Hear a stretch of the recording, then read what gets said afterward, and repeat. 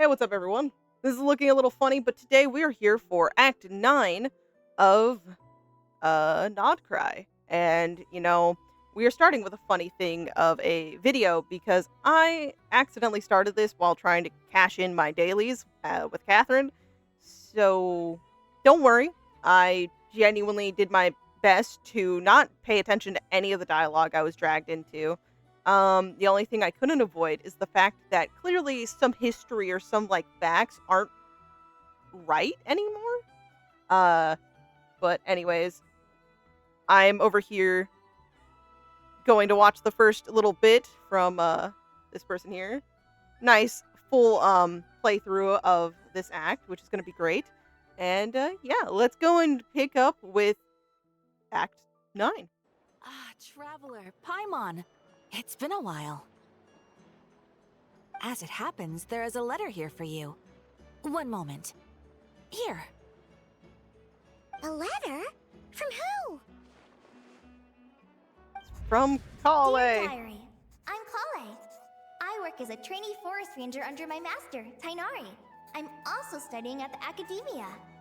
I've been getting better and better at reading lately. I'm so happy Mr. for her. Alhaitham says that the written word is a crucial medium for exploring the world and understanding oneself. That's why I decided to start this diary. That said, what should I write about? Things are pretty quiet in Sumeru these days.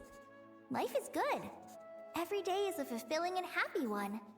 When I think back to the days when I suffered from Elazar, or way back to when I was injected with God remains, I am in a much better place now.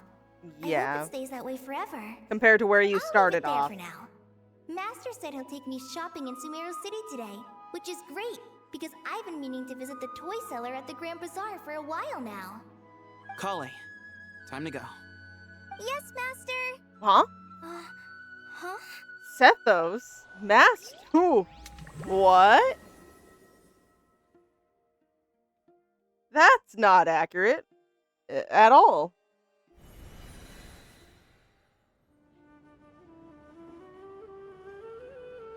What's wrong, Krai? Is there something on my face? Forest Watcher. That's... not... No, sorry. I didn't mean to stare. Did Master Tainari send you to pick me up? Master Tainari?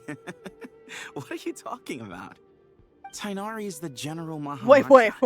He's probably busy arresting criminals in Sumeru City. I mean, if that's what floats your boat, I can introduce you, but... Wait. Yeah. Master Tainari is the General Mahamacha? But what about Mr. Sino? Sorry? Do you not know Sino? Oh, you mean that guy who just joined the Vahumana Darshan? Rumor has it he's the leader of the Temple of Silence. If that's true, it's pretty impressive. Sounds like you've been getting to know more and more people since you joined the academia. That's great, but don't let your forest ranger duties fall by the wayside, okay? What's going on? Yeah. Sethos is acting like he's my master. And Master Tainari has taken over Mr. Sino's job. Is this some kind of prank? It seems too extreme to be a prank. If so, it's a weird choice of prank. But anyway, Sethos doesn't look like he's joking. Yeah, he seems What pretty is this serious. all about? Hey, you're zoning out again. I'm gonna buy some tools for the rangers. Why don't you stretch your legs a bit? It's been a while since you last visited the city, right? Wait!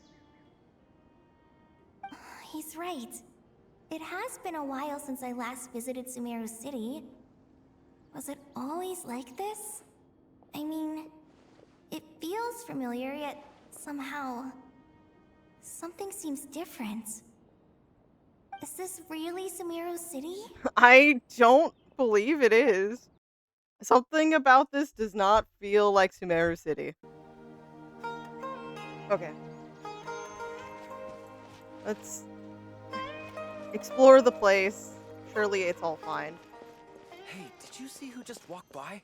I think she's that famous merc. Huh? The famous Dia? It takes courage to maintain a peaceful life, too. Would you like some fruit? How How will I ever save enough money to buy that custom-made axe with floral carvings from the blacksmith? How will I ever save enough money to buy that custom-made axe with floral carvings from the black to use as a weapon, of course? As Hussein's secretary, I must ensure his safety. Okay. Don't underestimate me. Peace is precious. But you must always be prepared for the worst. That was voiced, so I feel like Would you like some fruit? okay. How will I ever save enough money to buy? I don't know. You'll figure it out. I'm sure. It takes courage to maintain a That peaceful dude life. again. Wait a minute. She's a grown up. Wasn't this the stall where it was the little girl? Maybe I'm misremembering, but now I'm thinking everything's off. Sage disappears without a trace as soon as he gets off work. It's a little mysterious if you ask me. Kaveh? Wait. Lord Kaveh Bey, did you get a chance my to review God. this month's accounts? Any feedback? Kaveh took over Dory's job? Oh, how the turntables. Oh, gosh. Okay. You mean the version you sent over a few days ago? Yeah, I took a look when I received it. Super wealthy merchant who has it all. I was thinking that maybe our profit margin is a little excessive. I visited some of our commercial partners last month. Their earnings are very slim. Are you suggesting that we give up some of our profits for them? Well, since we have more than we need, yes. Making money for its own sake is pointless. Okay. Don't worry, I've already planned for it, and the numbers look fine. We can adjust the rates starting from next month. I know that Dory does stuff on the side, but like Kaveh has a lot more very just straightforward. Yeah, we literally have all we need.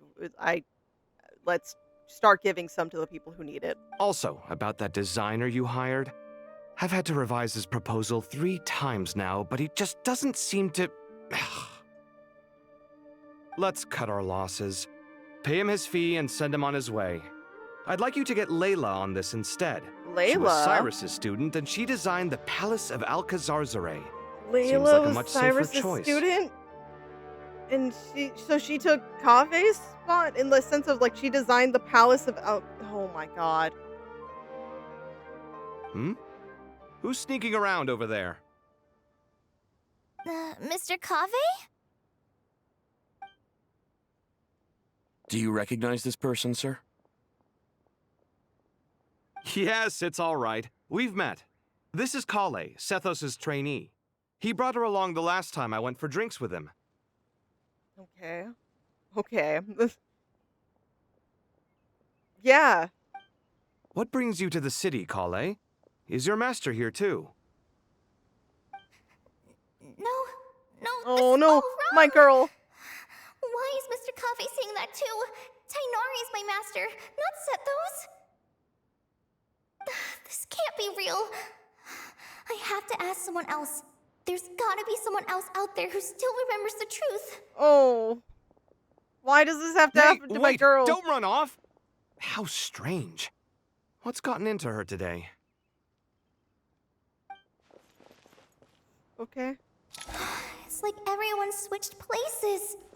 Yet you haven't. I guess I'll keep looking around. Sage disappears without a trace as soon as he gets off work. It's a little...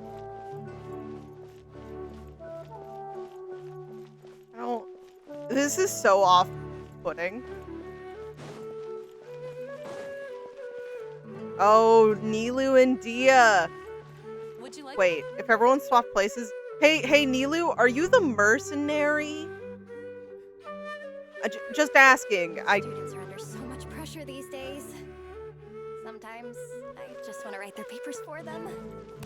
Lots of visitors today, I see. Welcome all. It's been a while. Hey, Rahman. You know that guy who sells face powder on Treasure Street? I haven't seen him around in a while. Any idea what happened to him? Oh, you mean a And then he's on Hongar? Mahamata Yeah, he now. got into a brawl with Shavirme on Treasure Street. He's been banned from setting up shop there for now. Seriously? Oh, well, that's a shame. I was planning to pick out some makeup for you. Oh. Oh, don't worry about it. That just sounded wrong. The legendary Flame Mane discussing makeup with the Zubair Theater star dancer. Now there's something you don't see every day. That sentence sounds like they're in the right roles, but I am just waiting for them to say Dia's the dancer and the quote-unquote flame main is Nilu. Flame Mane? Ooh! Ooh! Yes! Nilu! You know, I'm not actually sure Damn when it. people started calling me that. Damn it. Maybe the other Eremites thought I needed a fiercer title to scare people off? To be completely honest, I think the title would fit you better than me, Dia. Exactly. Yes, actually. It might be more fitting because it seems to be a little bit more accurate. You think? Can't say I've never imagined myself as a merc. If I ever give up the dancing, maybe I'll head to the desert and give the Eremite life a try. You would? Is that so strange? Oh, not at all. In fact, I've actually had similar thoughts Okay. before. Okay. If I ever get tired of sleeping out in the wild, I think I might go look for a job at the Zubair Theater. So this time where the others don't seem to be off-put by their swap in roles, these two at least, they seem to subconsciously be leaning more towards their original position, but they're still just accepting it. I'm truly scared. I am not as happy as that girl in the corner. I've adored the dance of Sub-Zeros ever since the first time I saw you perform it. If the chance ever came up, I'd love to try it out on stage for myself. Really? If our manager Sataria heard you say that, she'd hold you to it. Sataria, yeah. Probably grab you by the sleeve and never let you go again. Hey, when that day comes, I'll do your makeup myself. How's that sound? Sure. If the day comes, I'd be honored.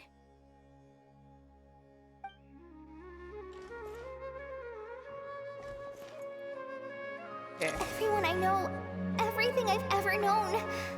Suddenly it's all a jumbled mess. The question is, who's right? Them or me? Oh, my head feels so heavy. I can't think straight. Oh. Oh, it's Sino. Were there others I didn't see? I don't know. Also, Kale, you're right. You're right. I don't know what's going on, but... Oh, it's you! What are you doing here? Not that you can't be here, but... Hi, Mr. Sino. What are you thinking about? There's a chapter in King of Invocations, where the spirit of someone who died long ago possesses a living man's body. To the outside world, it looks like he's developed a whole new personality. I was just thinking how terrifying that would be for his friends. Oh my god. Imagine waking up one day to find that a friend of yours has suddenly become a different person. Sino, how did you know that this is the reality of poor Kale in this moment? Everyone she knows, not even just one person, everyone she knows currently is not who they are supposed to be. Huh? So what got you thinking about that? I don't know, but something feels off. Yes. Everything looks fine on the surface, but can human perception really be trusted? I can't believe that was optional. What?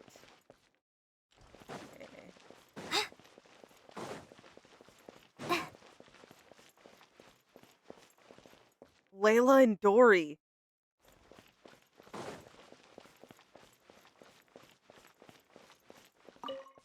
All right, not a single Mora short. That covers you for this month's run. Wait, but what about the other Layla? And also this, you're a scribe. Dory's a scribe.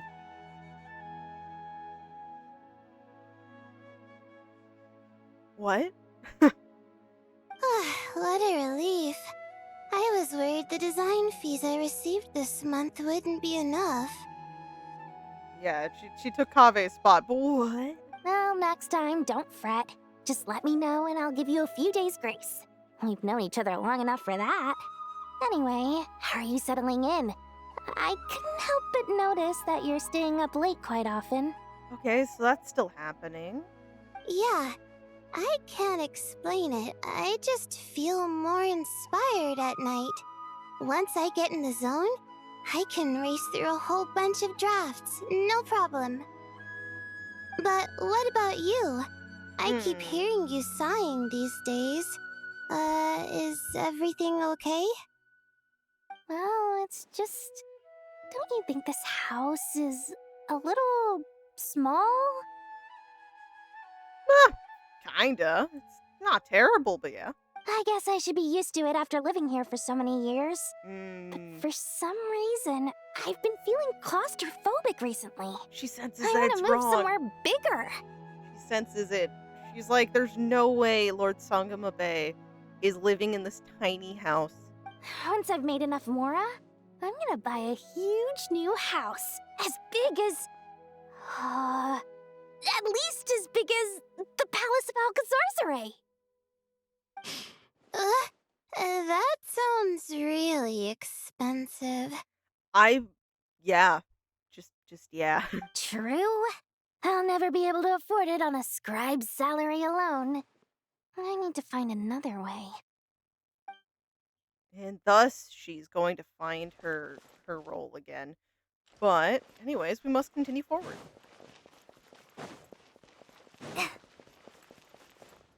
Hi, Nari. Oh my gosh. Oh, I should be happy to see you guys, but I'm actually filled with dread. Oh, okay.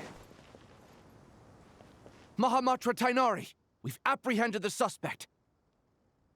They say that the fool is prone to blind faith, but the wise man is not immune to it either.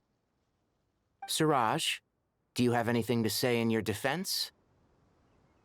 Tainari, you were the one who turned the sages against me. Just a few words of caution from you was all it took to destroy my research.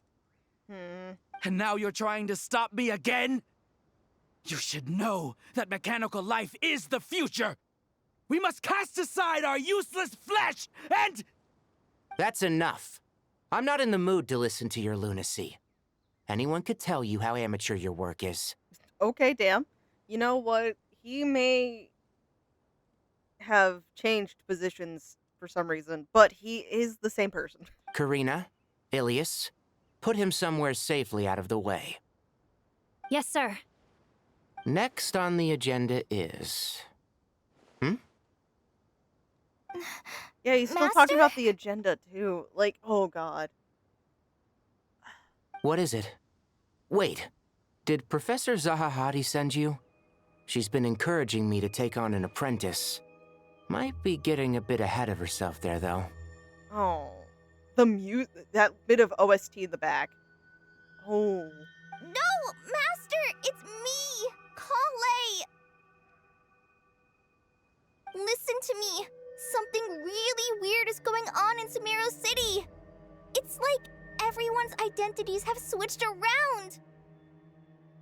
You're not the General Mahamatra. Oh, the camera You're work. a Forest Watcher. Just yesterday, we agreed to come to Sumeru City today to go shopping together and... Oh. All right, there's no rush. Let's back up a little. I don't know. Your name is Kale, correct? Although this is our first meeting, you do seem strangely familiar somehow. No. Is there anything I can help you with? Oh my god. Fuck, I knew this was gonna be the worst for her, but... Oh my god, where are we? No. Come on, Traveler, you need to be here. Master! What is it? Oh. Wait. That's what made her wake up? That was a quote-unquote dream? Or prophecy, if however you want to fucking see it, but what? Did you have another nightmare? I've told you before, when you're tired, lay down on your back in bed and get some proper sleep. It's much better for you than napping on your front. Poor posture obstructs your breathing, which can lead to all sorts of weird dreams. I don't know if the dream she just had would have been caused by that, but, you know, good advice. Now, we're supposed to go shopping in Sumeru City today, remember? Does. Cheer up. I'll take you to Hushang's. I heard he's got some new toys in stock. Oh my god. Oh, Hoyo, what are you doing to my bean? What the hell? Go wash your face, take some deep breaths, and when you're ready, we'll head out. Okay. Thanks, Master Tainari. So it was just a dream. I want to believe that it's just going to be a dream. But... And yet, what? Dreams can No! sometimes Nicole. be a warning of things that will soon come to pass. Wait, you can even hear that? What the hell is happening? Who said that? That dream felt unusually real, didn't it? Here's my suggestion. Since you're heading into Sumeru City anyway, you may as well tell Lesser Lord Kusanali about everything that happened. Okay, Nicole, you're trying to lead her to the right direction. And just to be on the safe side, I think you should also inform your two traveler friends who once helped save Sumeru. I'd write them a letter if I were you. Oh my gosh. Time is short. A storm is coming from beyond the bounds of fate.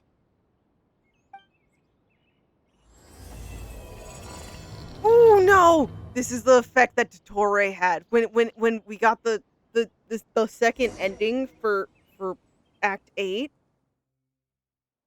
Oh, okay. What a strange situation. No wonder Krai was in such a rush to write us a letter.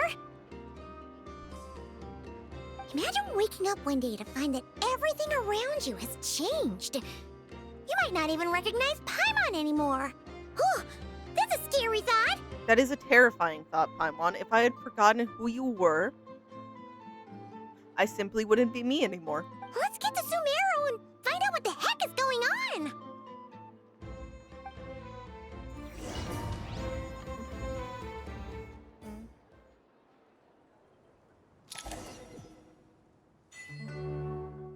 I'll try to remember to read those later. But okay, guys. It's gonna be fine. Right? Oh, there they are. Krai! Traveler! Paimon! Thank goodness. I'm so glad you made it. Anytime, Kale. Of course. We won't let anything happen to you, Kale. So, what's going on in Sumeru City? Looks like lots of people are moving or something. Yeah, it's very active. Yeah, I was just gonna say. After I wrote my letter, Master and I went to Sumeru City and told the Dendro Archon everything that I experienced, from start to finish. What did Nahida say? She was silent at first. It seemed like she was deep in thought. Then the next day, we got told that she was ordering everyone to leave Sumeru City immediately and move to Caravan Rebot. That seems rather extreme. We 100% need to see what's going on there. The entire population of the city has to move? Not just Sumeru City. The evacuation also includes Lokapala Jungle, Avidia Forest, anything within the Ashavan surrounding, Realm, and Ardravi Valley. Yeah, if you're anywhere near the city, even if it's kind of on the very outskirts of it, you need to just move. Basically, everyone living in the rainforest must temporarily relocate to Caravan Rebot. Holy smokes! It's crazy! Yes, which means that whatever is coming towards us is not going to be pretty. Yes, it's quite an operation. Even if people only bring the bare essentials, the scale is simply enormous. They've requisitioned almost all the Sumpter Beasts in Sumeru for the task, including the entirety of Dori's Sumpter Beast Park. Did Nahida give any indications as to why? The Dendro Archon said that what Kale experienced was not a dream, but a warning. After our meeting, she immediately summoned the 6 sages to analyze the situation and discuss countermeasures. They concluded that the events seen in the dream are very likely to become a reality, and that an unknown danger is rapidly approaching. Oh, please keep that to yourself. We don't want to cause widespread panic.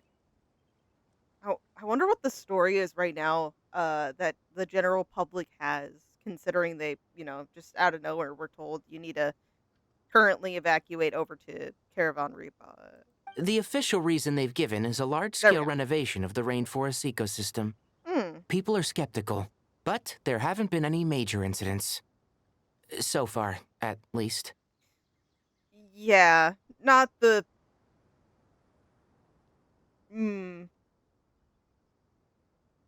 It's the best we have. The Dendro Archon seemed really worried when we spoke to her. She said you can go visit her in the Sanctuary of Surasthana when you arrive.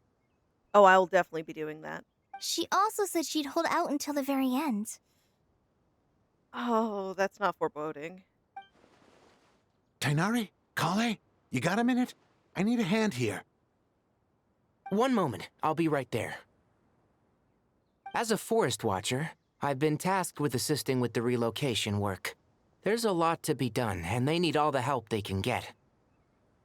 This will be the final group of evacuees from Sumeru City. While they're away from home, they'll be heavily reliant on outside help. Makes sense. Thank you for coming in our time of need. As you can see, another crisis is upon us. Excuse me, sorry to trouble you, but could you help an old man find his medicine? Oh, that's important. It's buried somewhere in my luggage. Where's my mom? Oh, no, don't... Oh. Where did she go? Don't worry. It'll be okay. Those items are worth a small fortune. Make sure you store them somewhere safe. You understand? I bet you thought you'd get away with this in the chaos, huh? Guess again. No petty thief gets past me. God, there's so much chaos in this. Mass evacuation inevitably comes with all kinds of problems. Nahida wouldn't have resorted to this unless it was absolutely necessary. Strange events of Kale's dream took place in Sumeru City. Whatever danger is afoot, it must start here, which is why everyone has to leave. We should go help the evacuees. See you around. I'm so glad that you believed me and came all this way to help. It means a lot. Please stay safe. Kale, you could tell me almost anything, and I might question it internally, but I'd still show up. Don't worry. We may not know exactly what's going on yet, but as long as we stick together, we'll find a way through this. Goodbye! Look after yourselves! Yep, we'll see each other at the end of all of this, okay? Will do. See ya! Paimon's not sure how she found the words to comfort Kale because, honestly, she's kind of nervous herself. Yeah, this seems kinda very risky. Let's head to the Sanctuary of Surasthana and see Nahida.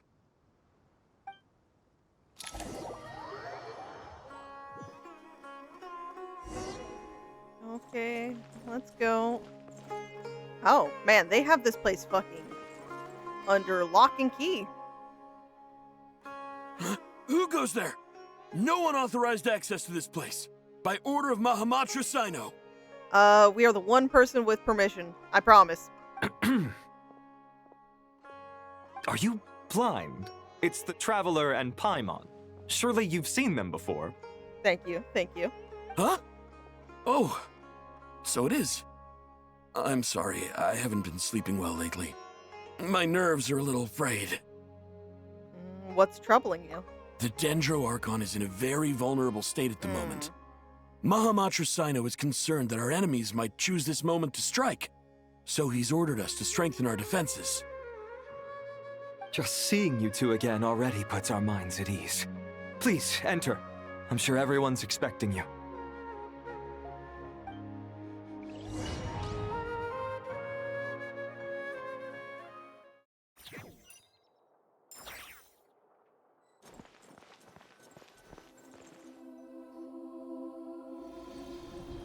Okay, what's going on here? Good. Wanderers Traveler, Paimon, you made it. Aha! Perfect timing. Reliable helpers like you are just what we need right now. Oh, it's good to see everyone again. Krai gave us a rough idea of what's going on, but we still have a lot of questions. The music. It's been a minute. What kind of danger is Sumeru City in exactly? And how come everyone has to move to Caravan Rebot? At this stage, we can't be certain. We're investigating, but no definitive answers yet. I take it that Kale told you about her strange dream? Mm-hmm. Yep, nope, she wrote us a letter. Yeah. Apparently, everyone in Sumeru City was acting super weird. Even you guys. It was like you'd all switched places. That's right. Kale and Tainari reported the situation to the Dendro Archon. She believes that it wasn't merely a dream, and that whatever it was has something to do with Irminsul. Which is never good. That... you shouldn't be tampering with that. It's a reasonable inference. Only through Irminsul can people's memory and cognition be so significantly modified in such a short time. We don't know why Kale would dream of these things, nor who was trying to warn her. The Dendro Archon decided to connect to Irminsul to investigate more thoroughly. Has she found anything yet? Irminsul is connected directly to the ley lines. The tree serves as a central hub where the ley lines converge, and its core function is to record and store the world's knowledge and memories. But something has gone awry, severely compromising the performance of this core function. Information is bottlenecking inside Irminsul, hampering the ley line's flow. If this continues, new information will languish unrecorded, with existing records thrown into disarray. Unrecorded and then just thrown away? Like, thrown into disarray, but basically thrown away at that point, because things are going to get jumbled, and then it's not going to be In short, the souls of the dead will be stranded, while the living have their sense of reality warped. In the long run, Kale's dream could well become a reality. And that's just the beginning. There's no telling what other nightmares could end up coming true. Ooh, okay. Irminsul, the ley lines. I have come this far, to use my death to open the gates of the ley lines to my people. Oh, he literally did all of that to... In Natlan, the captain was storing stranded souls inside his own heart. It was only after the rules of the Night Kingdom were amended that they were finally able to return to the ley lines. And that was just one nation. A problem with Irminsul itself could end up affecting all ley lines worldwide. Faced with a growing backlog of information, the Dendro Archon decided to connect herself directly to Irminsul and take over the recording and processing function herself. Oh, that's so dangerous. But it is an almost impossible task. Individual brains aren't equipped to deal with the sheer volume of knowledge and memories involved. All that information flooding in at once would instantly fry any human mind. And for a god, even for a god, the suffering must be unimaginable. The Dendro Archon's power originates from Irminsul. Any issue with the tree itself takes a toll on her to begin with. So even if she didn't... Taking on this task is just extra. She was already going to go through it. On top of that, she's subjecting herself to the grueling task of processing all that data. It must be torture for her. And despite all of this, she is somehow finding the strength to investigate the Irminsul situation from within. and send us her findings. I finished analyzing the latest data. Looks like our working theory was wrong.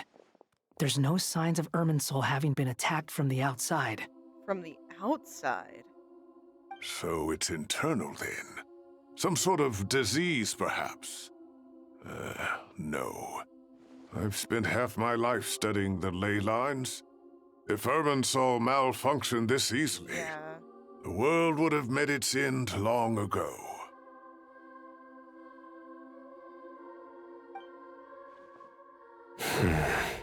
What are you thinking, Sino?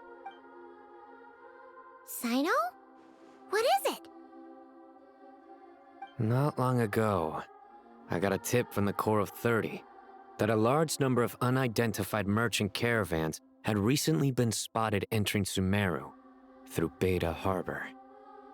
At first, I suspected that they might have something to do with all this, so I sent some people to investigate. But if Irminsul wasn't attacked from the outside... Don't you think there are more important things to worry about right now than guessing who's behind all this? This is true. It's good for us to eventually find out, but we need to be a little bit proactive. It's been over 12 hours with no new intel. If even the Keeper of Irminsul is this badly affected, you can imagine how bad things are in there. Oh, Nahida. Dendro Archon. Nahida! What's wrong? Her breathing is weak, and her elemental energy levels are dangerously low. Oh. Looks like it's time to move to the backup plan. What's the backup plan? Get out of the city and take the Dendro Archon with us. The entrance to Irminsul is directly beneath the sanctuary of Surasthana. That means this is ground zero if anything goes wrong. Directly below us? The Dendro Archon has a very strong connection to Irminsul. But theoretically, this connection should grow weaker with distance. But, like, how much distance do you think? Like, I imagine even a decent, substantial amount would be something, but are we sure this is gonna really work? Under normal circumstances, she can unleash her full power here. But with Irminsul out of control, our first priority is to get her away from here. The situation is critical. There's no time to deliberate. Everyone in agreement? If it means keeping her safe, yes. We will I'll do deal that. with it. I'll also let the Matra and the Core of 30 know to start evacuating.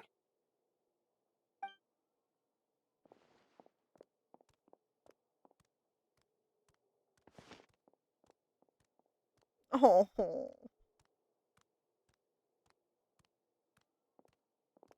Let's go. No sense grieving when there's nothing more we can do. Agreed. We'll be back as soon as this is over.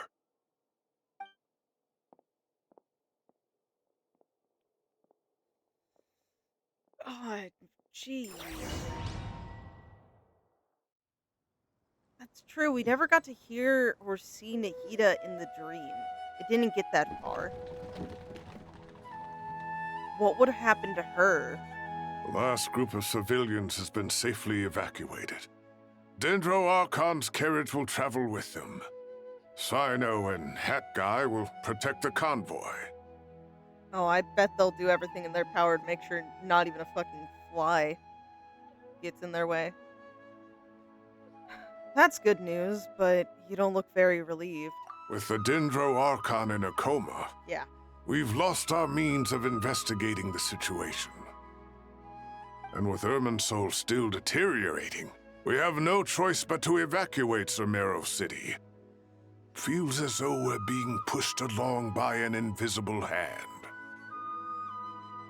Yeah, it's like, even though we're alerted of a possible soon-to-be calamity, it's still not enough to really give us a chance to strike before it can occur. Stop moaning, Cyrus. We're the teachers here. We should be showing a little more confidence, don't you think? Hey, I like some like realness in the situation. You don't have to completely cover it up. A wise judgment. Let's move out to Caravan Rebot.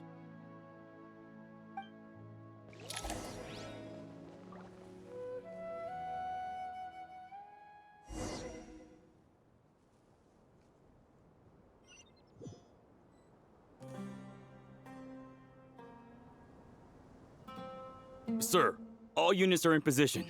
Ooh, the Fatui. This isn't good. Good. Everything is going to plan. Interfering with Sumeru City is a necessary step, so do not hesitate. The Irminsul situation will not harm you. Are we sure? Mr. I know who you are. We need to speed things up here, too. We don't want to keep our client waiting, do we? Client? No, sir. You have my word. Everything will be completed on schedule. Excuse me? They say that fervent ambition attracts the favor of the gods, and with it, a vision. But we appear to be the exception. So, is our ambition not strong enough? Or does it threaten the very foundations of this world?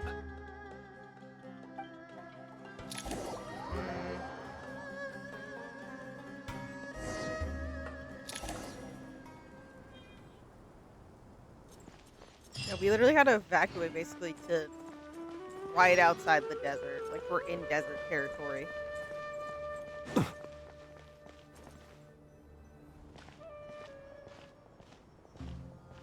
How is the Dendro-Archon? Her breathing is steady. I prepared some therapeutic incense for her, but it hasn't had much effect. Well, thank you for looking out for her. Her vitals are still very weak. Based on the information you've provided, I have a working hypothesis. Her condition is partly due to Irminsul's influence, and partly due to a physiological imbalance caused by the rapid depletion of her power. Elemental energy usually flows through the body at a relatively constant rate. The body grows accustomed to this rhythm, so when it's thrown out of balance, physical symptoms will appear. Is this similar to the ley lines? Overloading and withering both directly affect their vitality, potentially causing irreversible damage. Correct. From a biological perspective, if you overexert yourself, you pay the price with your life. The Dendro-Archon is not only drained of power, but her life force is at a critically low level. Oh, that's... No, I don't like that. Is there any way to restore her health? I know the ley lines have strong self-healing abilities. As long as any blockages or pollutions are dealt with, they can quickly regain their vitality. But what about people? Well, gods. What's their capacity for self-healing? Before we think about that, there's a bigger predicament to resolve. Restoring the Dendro-Archon's power requires us to heal Irminsul first. But that will be extremely difficult without the Dendro-Archon's power. Because we've been inside, but that was with Nahita's assistance, because she was the one who was working with Wanderer. So, without that connection, what are we gonna do? Oh, Paimon's already getting lost here. Tighnari and Sino are discussing the current situation at pace.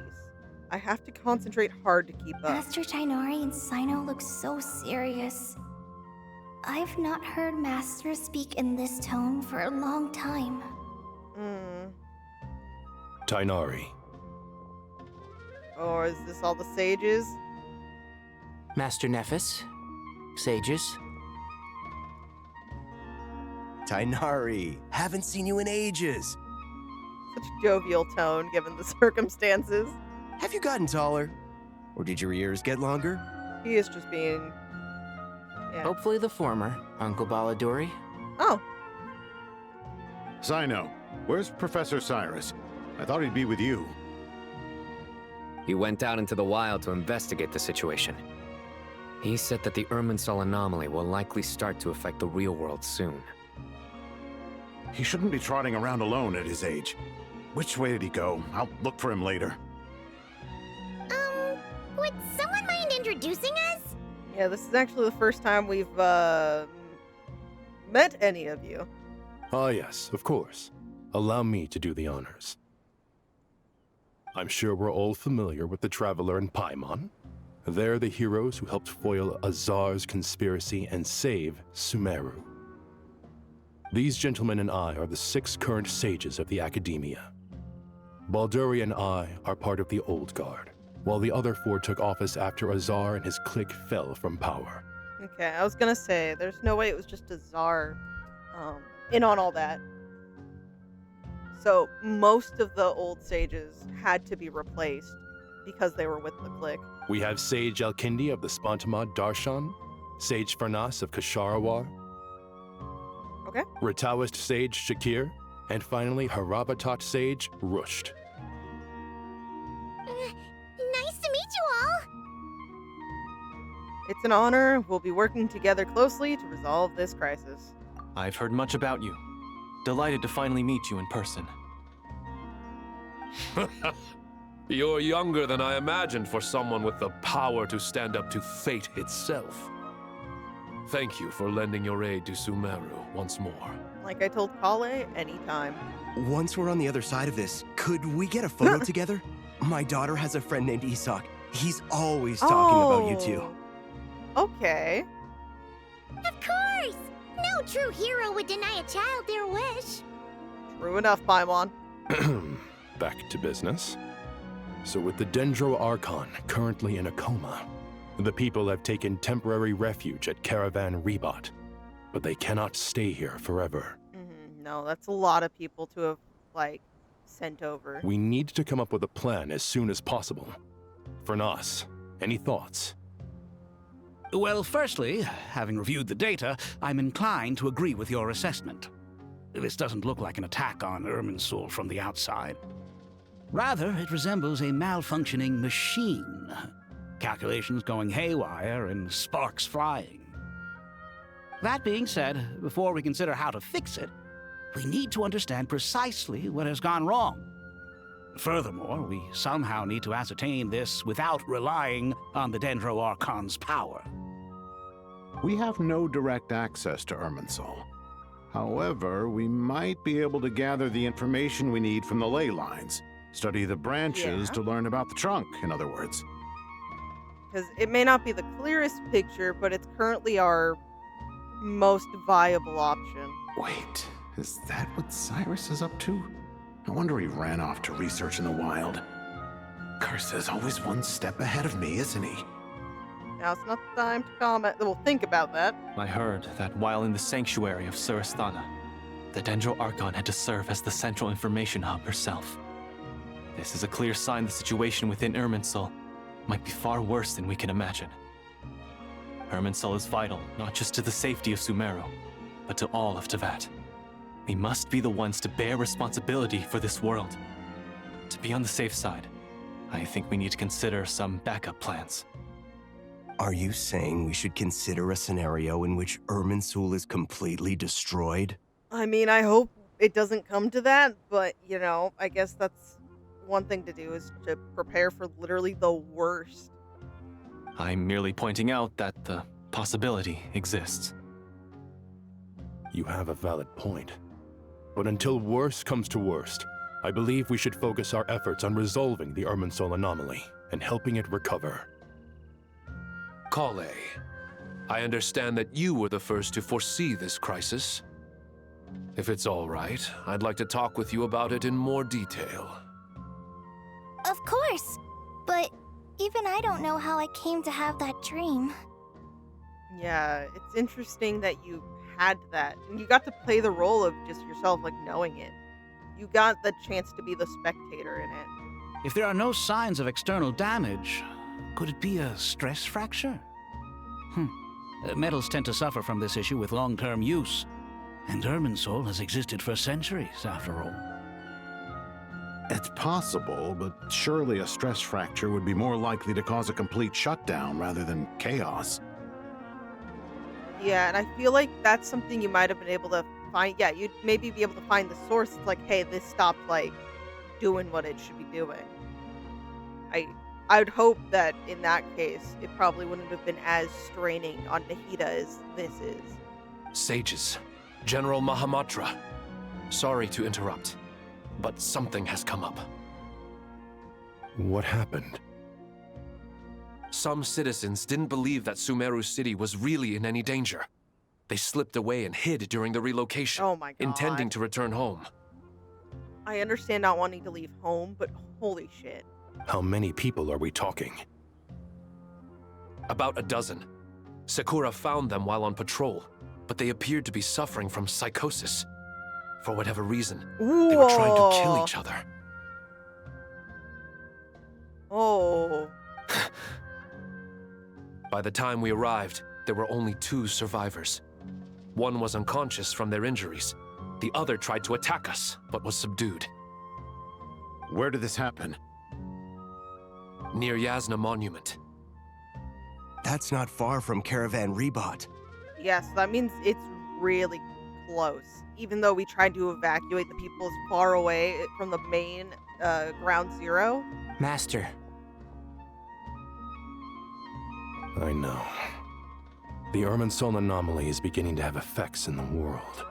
I didn't expect it to spread to Yasna Monument so soon. It almost feels like we're being chased relentlessly, with no time to catch our breath. Sir Cyrus said the same thing. He sent me back to report in, while he continues investigating. I'll go join him. We'll come with. Count me in too. Don't let my age fool you, I can still fend for myself. Don't let pride get in the way of things, but you know, you probably have some knowledge. Very well. Meanwhile, the rest of us will continue discussing our next steps. Get back soon. Take care of yourselves. It's getting dangerous out there. Oh god, it literally started with a bloodbath. Don't be nervous, Krai. I just wanted to ask, have you ever had similar dreams to this one before? Similar how? Dreams so vivid, they seem real. Filled with strange or dangerous things that you cannot explain. Let me think. There was one time, I don't remember it very clearly, but I saw fire. Ooh, fire. Irminsul. The trailer. Oh my god, they're literally... Fire? Oh no. Yeah. I wish I could give you more details, but all I remember is fire everywhere. From the sky to the ground, everything was burning. The heat was unbearable, and ashes were blowing in the wind. I doubt this dream was a mere coincidence. Perhaps it was some kind of prophecy? And yet, you've never studied astrology. I'm at a loss to explain it. It is very interesting that this is all coming to Krai, but I'm almost wondering too if it's given her experience with the gods' remains and shit. And just she had spent time with the Fatui, specifically the doctor's side of the Fatui. But why? I should probably hear everyone, but... I thought we'd be safer once we got to Caravan Rebot. If the Irminsul anomaly's sphere of influence continues to expand, our only option will be to move into the desert. To Aru Village? We should check if they can accommodate so many people. They'll try, but they probably wouldn't be able to. I mean, again, they'd still definitely try their best, but... Essential supplies will also become an issue. We were only able to relocate here so quickly because Caravan Rebot is well stocked. If we move to the desert, we'll need to carefully calculate how much food and water to bring.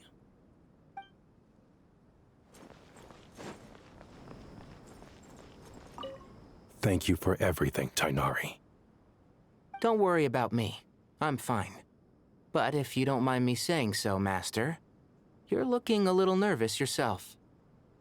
Who wouldn't be in this situation? I only just got appointed as Grand Sage, and now this happens.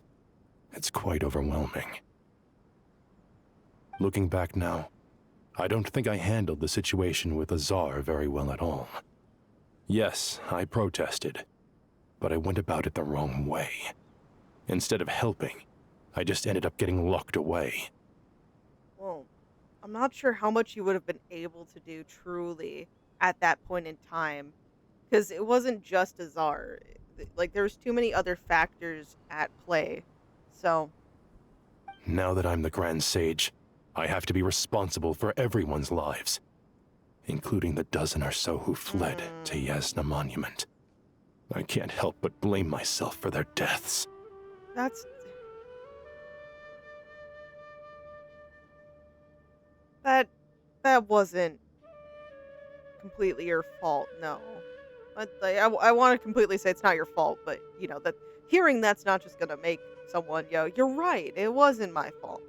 And, he wants to take responsibility of everyone's lives, and so knowing that people actually snuck out, they didn't believe us, we didn't, because we did cover it up a little bit, we didn't want to cause complete panic and chaos, because that would make things disorganized and harder to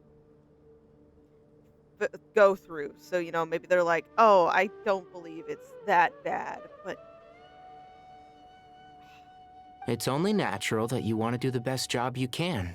But, Master, we both know perfection is impossible. You're right. We may well be heading into the desert before long. Feeling up to it? Take care of yourself, Tighnari. We left in such a hurry that I didn't bring any sun lotion, but I'm sure I can make some from local ingredients here. That was a big part of my graduation thesis, after all. Still remember? Of course, like it was yesterday. I remember asking you if you'd like to stay and teach, but you turned me down without a moment's consideration. Sounds about right. Anyone else would fight tooth and nail for the chance to research by my side, but you couldn't get out the door fast enough. Weren't you afraid I'd hold up your thesis and stop you from graduating? If you'd pulled a move like that, I would have reported you to the Matra right away. He does have connections. You wouldn't give me a second chance? What about the bond between mentor and student? No, Master. I would not sit by and watch you go astray. Very good. Then I taught you well.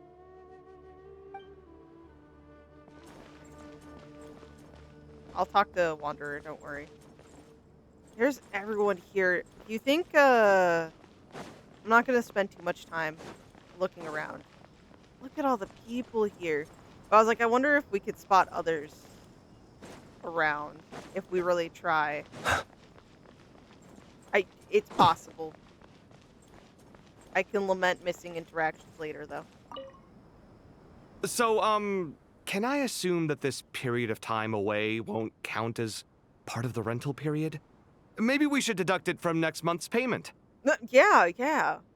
Exactly. Kaveh is so right. Sure. Oh. That was easy. Great! Wait, why are you suddenly being so reasonable? What's the catch? Our life, as we know it, may be altered. Let's not question these things.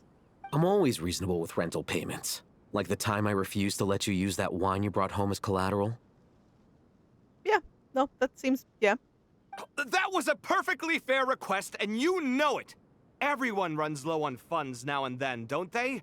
And that bottle of wine wasn't cheap. You ought to be thanking me. You could have just turned in the money that you spent on that bottle of wine. Anyway, Sumeru City should be empty by now, right? With no one at home, I've been worried about security. I'm worried about burglars. What would they steal? That new scroll you bought? Maybe. Ah! I'd almost forgotten about that. Oh, I only went and hung it up in the most conspicuous spot in the house. If anyone breaks in, it'll be the first thing they see. Well, no one but you gave it a second look while it was on display in the shop. I doubt anyone would go out of their way to steal it. You say that, but what if there's a thief out there who shares my aesthetic tastes? That's a valid concern, but Kaveh, I don't think anyone's getting anywhere near your place without something horribly happening to them. Then you can only hope he shares your taste in expensive wine as well. Always worth having some collateral. You! Fell right into that one. That guy! So much cheer. What? So much exasperation. Nothing. You just looked like you were lost in thought there. Do you have any ideas about what's going on? From what I know about Irminsul, the system doesn't break down that easily. I don't have the faintest idea who could have done this. Actually, one name did cross my mind. Yeah. But, he's already dead. Or so we think, and hope, and pray.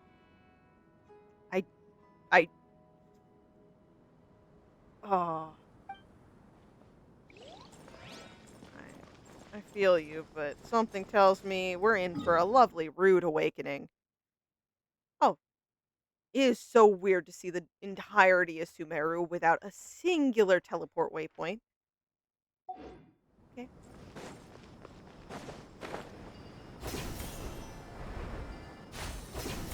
That's why they gave us these to travel.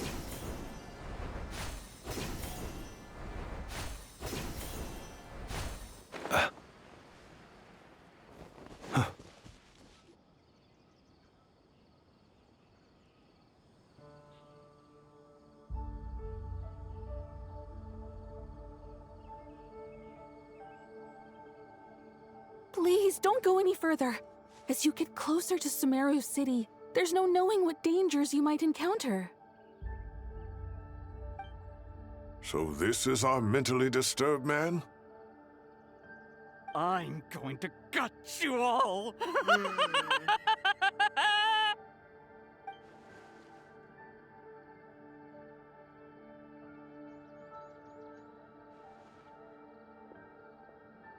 Cyrus, you didn't even bring a single guard?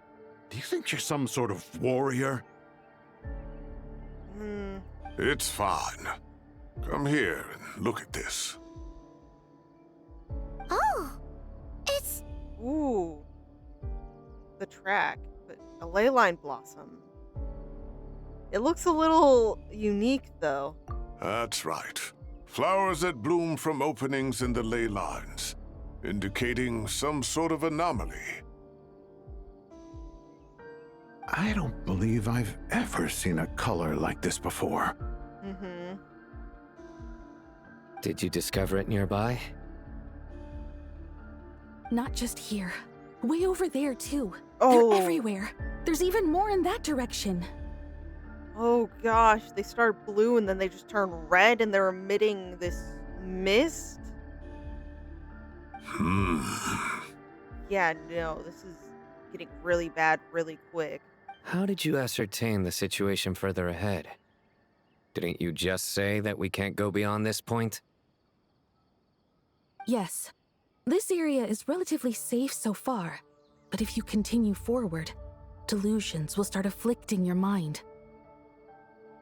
However, some vision-bearing mercenaries were able to maintain their sanity a little better. They're the ones who brought back news from further afield. Sino, do you remember the class I taught on dissecting ley line blossoms? I do, Professor. I received full marks in that course. Good. After all these years, it's time to put that knowledge into practice. This is true. There must be anomalous information hidden within these blossoms. Alkindi, I'll need your help as well. Been a while since we worked on a project together, hasn't it? Sure has. Well, what are we waiting for? Let's get to work. Anything we can do to help? Nahida once said that Irminsul doesn't contain any information about me. So theoretically, I shouldn't be affected by such anomalies. Will you need my help? I should be fine. All right, well, don't Thank go you, too Sino. far. There's too many unknowns at this stage. Let's regroup at Caravan Rebot later. Don't worry if you don't show up. I'll come and find you. Stay safe. Ooh. Quest progress save. Is there a way for us? But what if that causes more problems for us? What's that in the distance? Is that like... Dark clouds gather in the sky, a sure sign that a storm is approaching. Slowly but surely, the strange weather is spreading. The rainforest creatures must have sensed that something is wrong, because they're beginning to flee, too. We don't have much time left. Tighnari said that to help the Dendra Archon regain her power, we need to heal Irminsul. But healing Irminsul requires the Dendra Archon's power. Is there any way to solve this puzzle? That should be the heart of Oasis. All we need to do is light it with the fire seed, and it'll restore a pep with elemental power. A pep? Nahida! The damage it suffered internally will also slowly begin to heal. That's it. If I use a pep's Heart of Oasis, I might be able to help Nahida replenish her lost Dendro power without any need to rely on Irminsul. What is it? You thought of something? But would we be able to get a pep to agree? We're still not on the best terms with a pep. I know a way to save Nahida. Really? Then let's get back and tell the others!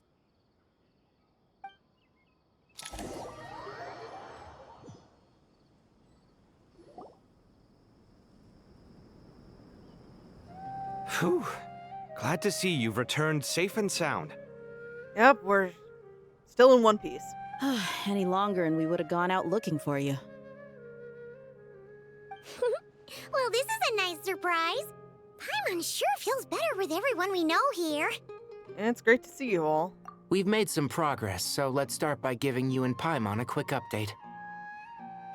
By dissecting the ley line's blossoms, we've been able to deduce that although Irminsul is experiencing an anomaly, it has not completely rejected access from the outside. The Dendro Archon has the power to connect to Irminsul, but there's also another way. I assume you recall the devices everyone was wearing when you first arrived in Sumeru? Devices? Oh, wait. You mean... The Akasha terminals? Mm-hmm. That's right. Of course! It's been so long, Paimon almost forgot all about the Akasha. Wasn't it shut down, though? Yes, but although the system isn't currently operational, the technological infrastructure is all still there. And it turns out that a certain someone gets so bored at work that he's actually read through every single one of the instruction manuals. That makes so much sense. Come on, Kaveh. You know that's exactly what Alhaitham would do. Even if he wasn't bored. When isn't he bored? No prizes for guessing who that was. Yep. If praising others is that embarrassing for you, you can simply spare yourself the ordeal. As much as it pains me to say anything nice about him, there's no denying his intelligence. He rarely forgets anything he's read. The Akasha is exactly what Sumeru needs at this moment. Between us, we should have all the knowledge and expertise we need to get it up and running again. But if I recall correctly, doesn't the Akasha need a gnosis to function? Yeah, wasn't that how it was going? That's exactly right. The Akasha relies on the Gnosis as a power source, and in its absence, we'll need to find an alternative. To tackle this problem, it looks like we'll be relocating once again. Namely, to the Temple of Silence. Oh, Ringing yeah. bells? It's the only major institution in Sumeru dedicated to preserving the knowledge of King Deshret's civilization. You might find the answers you're looking for hiding there. I agree. There's a good chance. Master Nephis and the other sages have discussed it. As the chaos from Irminsul continues to spread, Caravan Rebot won't be a safe haven for much longer. Considering how close the ley line buds were, yeah. We have to move into the desert next. The scholars and sages will head to the Temple of Silence, while the civilian population seeks refuge in Aru Village. The Eremites will keep everyone safe during the journey, and Candace will be there to receive us at the village. This leaves us just one thing to worry about. The Dendro Archon. Nahida herself. She's very weak. We can't afford to wait until Irminsul is fixed. There has to be another way to help her.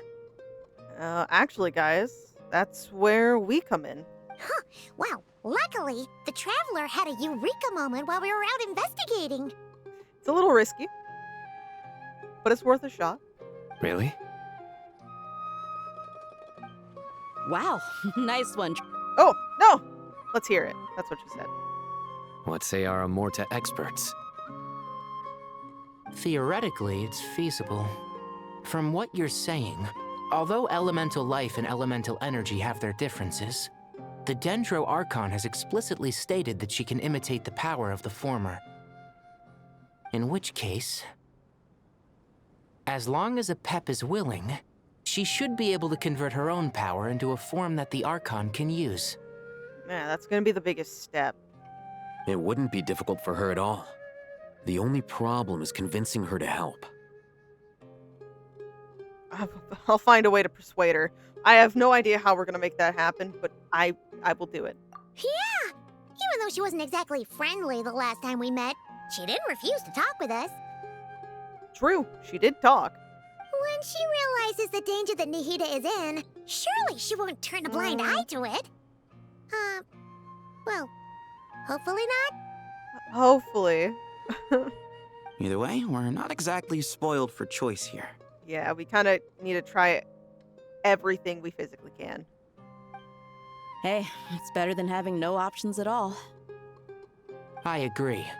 Without Irminsul's aid, the legendary Dendro Dragon Apep may well be the only living thing in Sumeru who can help our Archon recover her power. There's no time to lose. I'll bring this proposal to Master right away. If he and the other sages agree, we'll split into 3 teams. The academics will go to the Temple of Silence to look for a solution to the Akasha problem. The Eremites will escort the civilians safely to Aru Village, and the Traveler and Paimon will take the Dendro Archon to see Apep. Got it. There's still a long road ahead, and no knowing if we'll make it. But at least we have a direction now. I'll take it over floundering around in confusion. If there are no objections, then let's proceed. But before we adjourn, I would like to leave you all with some parting words. No matter the distance between us, there will always be an invisible force tying us together. May the bonds forged in the past shine bright like stars and open a new path before our feet. Huh. Is that from King of Invocations? No. This one's from King of Invocations, the sequel. So yes. Tainari. Yes. What's the difference? The sequel's much cooler. Damn. Okay. Couldn't agree more. Oh, wow. They agreed. Well, it was very apropos. Once this is all over, I'll give everyone a copy of King of Invocations and the sequel to show my gratitude.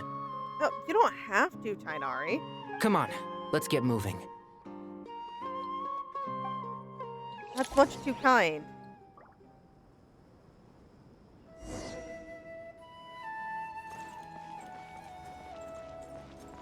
let's inform the Grand Sages.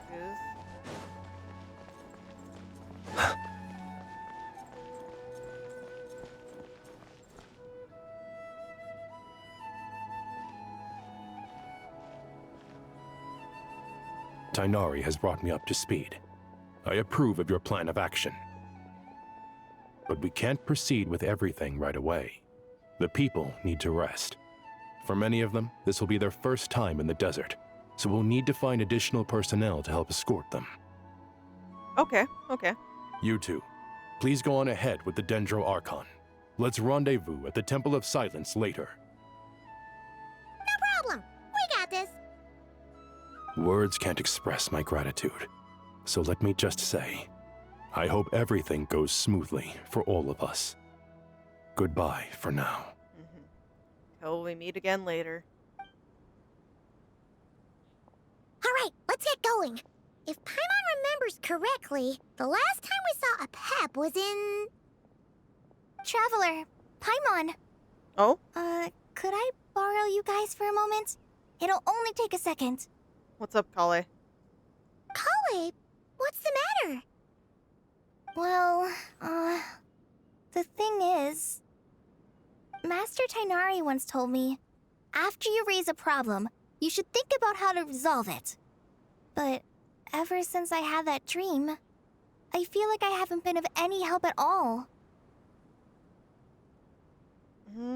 I mean, you've been helping everyone out. I guess I understand the feeling. You don't feel like you yourself are taking like this big step, and you feel like maybe you're not also thinking up ways, like participating in the way, like figuring out how to stop. Like, I can't speak, but I get it. I tried my best to keep up with the conversation, but there was so much new information. I couldn't take it all in. So, I just wanted to ask, do you have any tips for me there? Huh, Paimon knows exactly how you feel. Same. But fear not, everything you need to know is right here in Paimon's notes. Sumeru chapter. You've been taking notes? It's got tons of info about all the things we've seen and heard on our adventures. Some parts are a little simplified, but hopefully it all makes sense. You sure kept that one quiet. You see? Being the greatest guide in Tibet isn't just a fancy title. It takes a lot of hard work. It does, it does. Paimon doesn't always understand the things you're talking about with other people. Whenever that happens, she notes down the confusing parts and goes over them in her own time. This is perfect. Could I borrow it? Sure. Matter of fact, you can keep it if you want. What? Paimon has another copy. Damn, Paimon's been studious lately. What the heck? The spare copy was originally meant for the traveler. Paimon used to worry that one day he might not need a guide anymore, so she wanted to have a gift for him, in case we ever parted ways. Paimon, as of right now, I currently don't see anything that would make me part ways with you. Actually, the thought of being separated from you is quite terrifying. Just know that. But it doesn't seem so necessary nowadays. We have so many more places to see together. One copy will be enough for both of us. Thank you so much. But still, these are your treasured memories. I think I'll make my own copy and then return the original to you. That's also a good way of memorizing things too, through having to through writing it down, because you can sometimes abbreviate your own things and take it in at your own time. Anyway, that was all. I won't keep you any longer. Have a safe trip. See you again soon. Yep, see you soon. See ya! Alright, time to bring the Hida to see a Pep. Let's hope that old grouch is in a negotiating mood. Never is, but let's do this. Hey? Oh, you can view the guiding notes on the quest overview screen. Okay. Actually, never mind.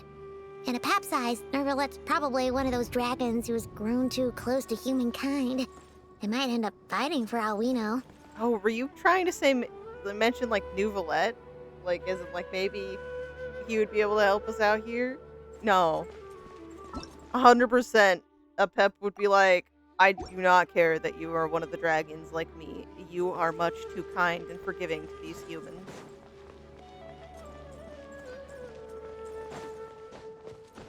This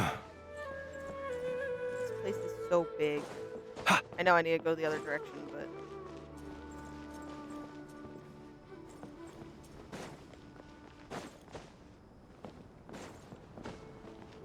thinking I can jump the wall. Oh. I was almost thwarted, but I figured it out. Take Nahida with us. Oh, look at the big group of everybody.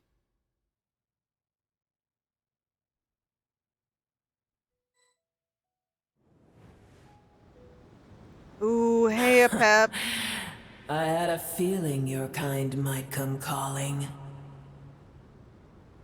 The ley lines are in disarray. Something has gone wrong with Irminsul, yes.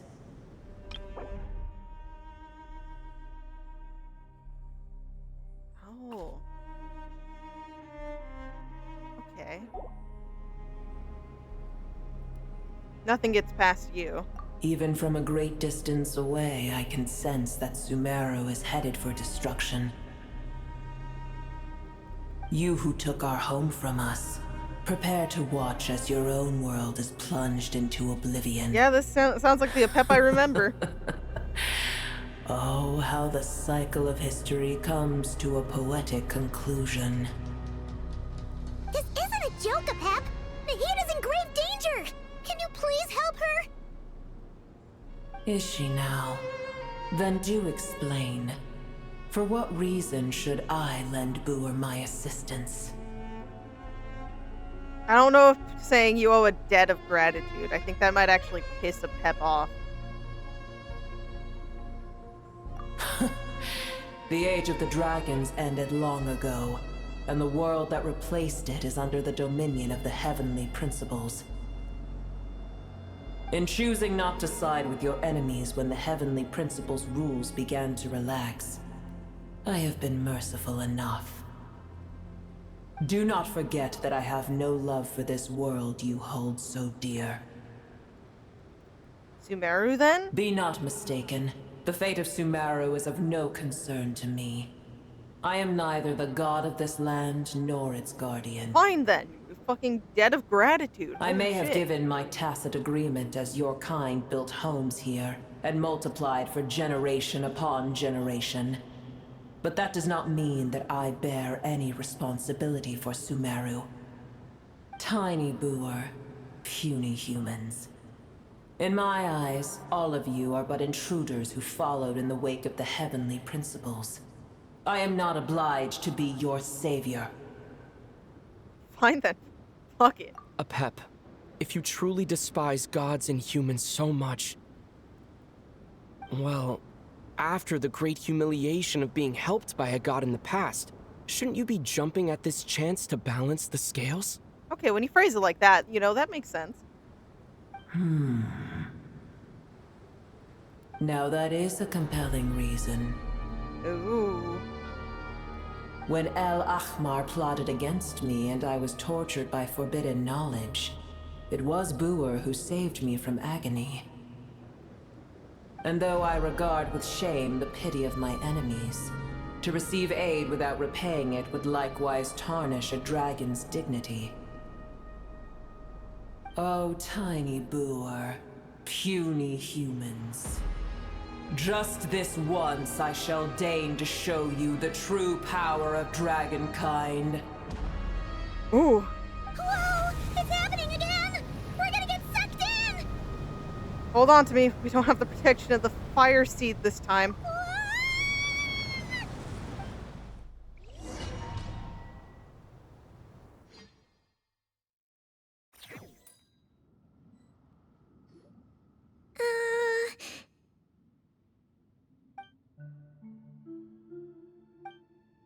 This is an awkward silence.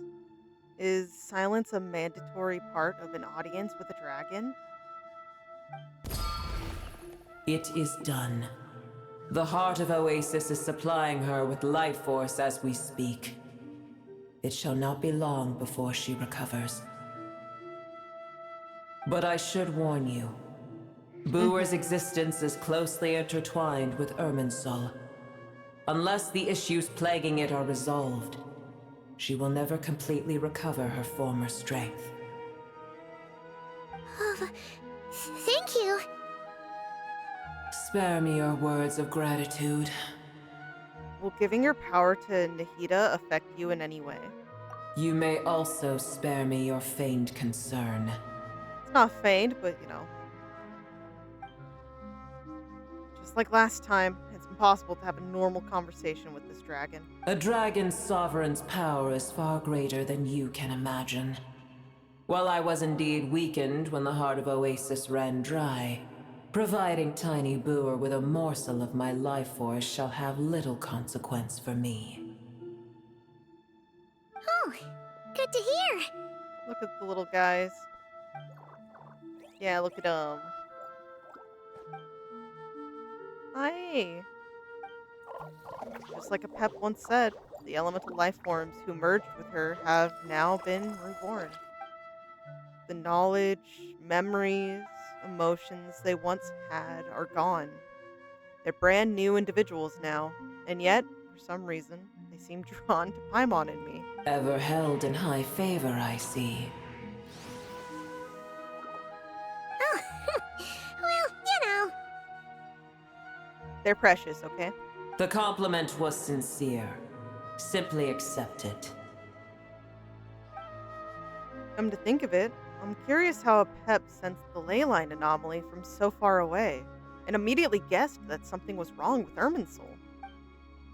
But she knows something that we don't? A Pep, do you know much about Irminsul? I did once. That tree was not planted by the heavenly principles. Irminsul existed before they ever arrived in Teyvat. What? There was a time when it belonged to Teyvat, to dragonkind. So that too in itself was ripped away. Its appearance and function then differed greatly from today. The ley lines flowed with an abundance of a familiar, primitive form of elemental energy. The Light Realm. You may know it as the power of the Light Realm. The heavenly principles usurped and refashioned Irminsul, made it serve humanity, and used it to anchor the fate of the world.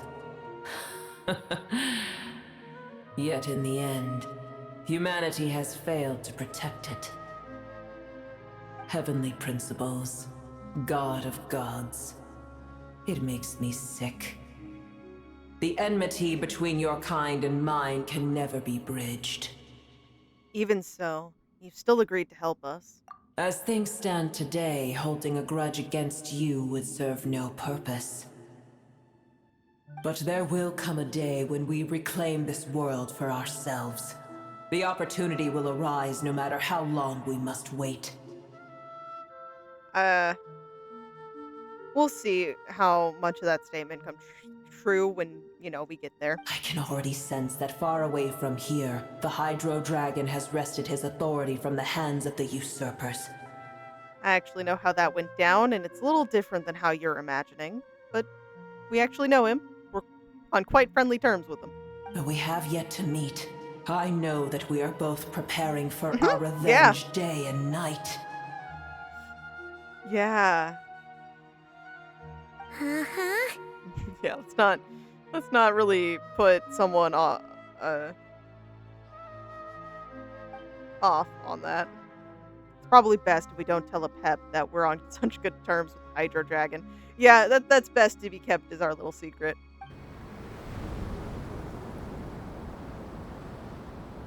I hear a great disturbance out there. Has it already spread that much? Huh? What is it? Sandstorms come. The Jinn. I see. The Jinn. What happened? Another calamity approaches. You both seem restless. Let us part ways here. Boer is safe with me. Once she has recovered, I shall return her to your side. I want to trust you, actually. I really do. I'm also anxious. I'm just paranoid. Oh, thanks again. Take care, alright? I told you already I have no need of your feigned concern. And we'll keep saying it. Yeah, there she goes again. We've done what we came here for. Time to check what's going on out there.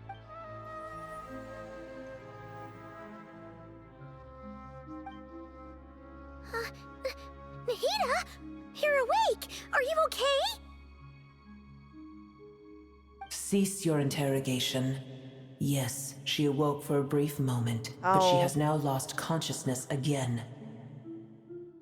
Take it. We shall talk more at another time.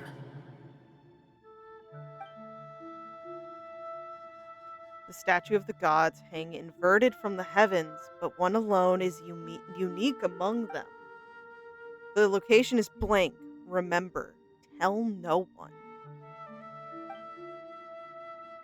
The moment I touched the key Nahida handed over, a mysterious piece of information appeared in my mind. I don't know what it means, nor how to decipher it, but I will firmly commit it to memory. This must be incredibly important information. I don't know why Nahida would keep it a secret from everyone, but it's probably best that I do the same for now. Location is where? And then the statues hang inverted. Where the heck are we? Did you just dump us in the middle of nowhere? Oh, hey, there's our group. No, Paimon remembers now. The Temple of Silence is over that way. Come on, let's go find the others. There's only sandstorms and monsters everywhere.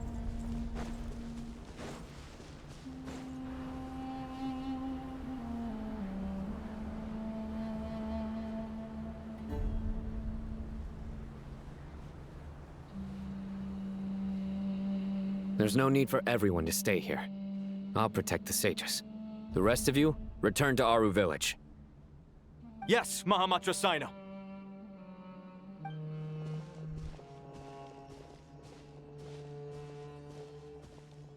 Sino! What's going on? You're back. How is the Dendro Archon? She's still with a pep, but she's recovering. What a relief. What's with these sandstorms? It's the Jinn. Countless Jinn have stirred up violent sandstorms across the desert, blocking our path to the Temple of Silence.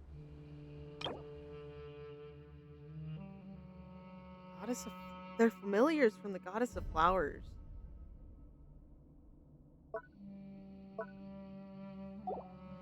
Tainari and Kale have returned to Aru Village to help. The Jinn are being highly aggressive, so both the village and the merchant caravans require protection. It's just one thing after another. Where did all of them come from anyway? In all my trips to the desert, I've never seen anything like this before. As I see it, the only possible candidate is Gurabad. Royal capital of the mortal kingdom that once stood above the great red sand. Gurabad? Baladuri could explain in more detail if he were here. All I know is a rumor I've heard about from previous trips to the desert. Supposedly, a great number of dormant Jinn lie sealed beneath that city.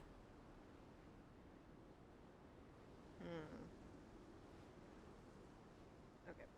What? Okay. Whew. Jinn from Gurabad. A familiar figure comes to mind. Yeah! Gurabad is, for me, a fated land. I must therefore return back to this city, where my destiny awaits me still.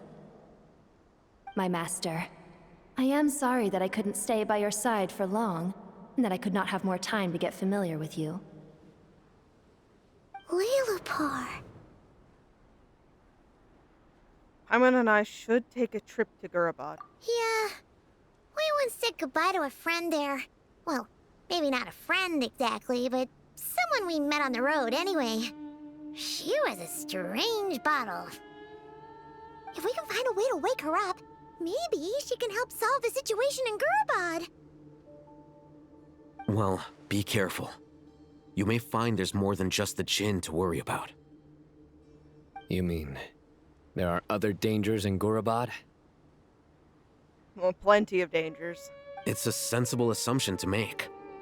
The moment we arrived in Caravan Rebod, the Irminsul anomaly started spreading in that direction. Now we've moved to the desert, and suddenly we're plagued by Jinn and sandstorms. Yeah, like it was mentioned earlier, it's like we're getting chased. To call it a coincidence would be a stretch.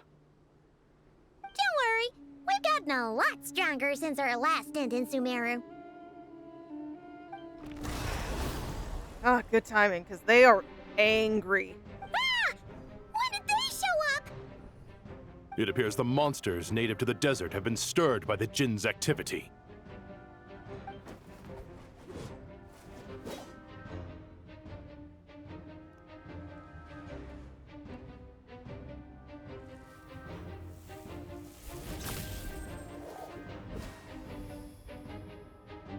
You should get going. We'll take care of things here. Got it. Be careful. You too. Don't do anything too risky. You got it? We'll do our best. You too, Kaveh.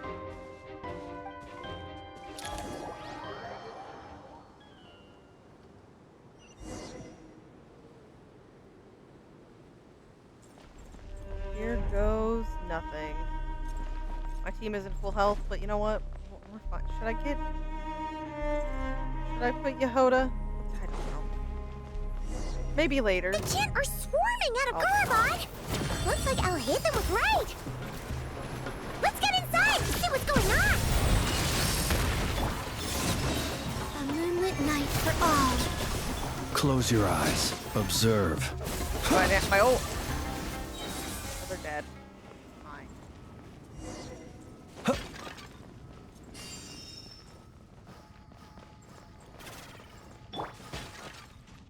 They just keep coming!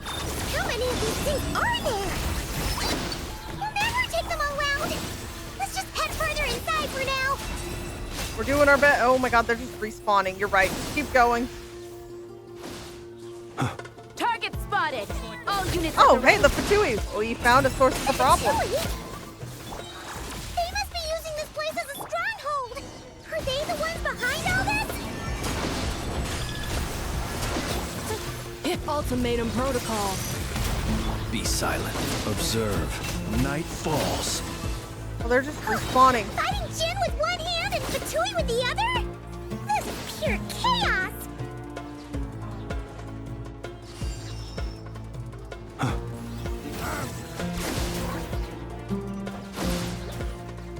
Okay, I'm sorry it froze. Time for the big one. I looked over and it was frozen a bit. Do you see that strange machine? Oh. Paimon has a sneaking suspicion that that's the thing wrecking Gurabod and setting all those dangerous Jinn free! The target has reached the core zone. Oh gosh. Requesting backup. Repeat, requesting backup. Backup en route. Stop him at all costs. Oh gosh, oh gosh. Okay, okay. There has to be a way to mess up the stuff, right? Accelerating. Careful! They're back again! A moonlit night for all.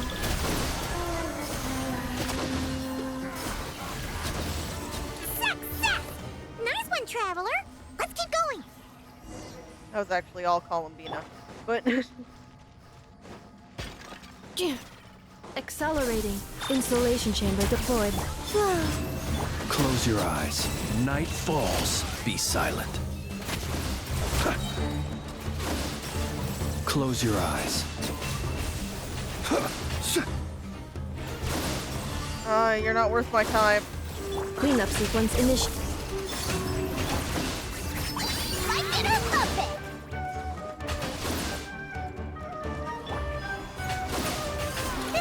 Jinn's gone kaput.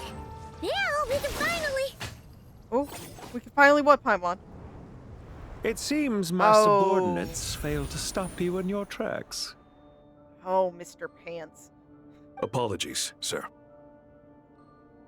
There is no need to apologize. You did well to hold your ground against such a powerful adversary for as long as you did. I must commend your courage and perseverance. So, you're in charge here, huh? First the problems with Irminsul, now this mess in Gurabod? Are you the ones responsible for all this? Oh, without a doubt. I'm afraid I cannot answer that. Of course. I assume you aren't naive enough to expect answers from an enemy. Oh, this guy is so snooty! Yeah, you tell him, Paimon. You tell him. However you want to spin it, you're clearly involved in this somehow. So you can either start talking, or we'll have to make you talk. Let's get him! Traveler, what's wrong? Something seems unusual about him. Is he trying to provoke us? This feels like a trap. Judging by the tents and supplies, there must be many more Fatui stationed here than the few we saw the way in. So where are the rest? You're remarkably calm. Some would act more rashly upon finding the ringleader all alone. But you keep your cool. Even as your enemy, I must applaud you.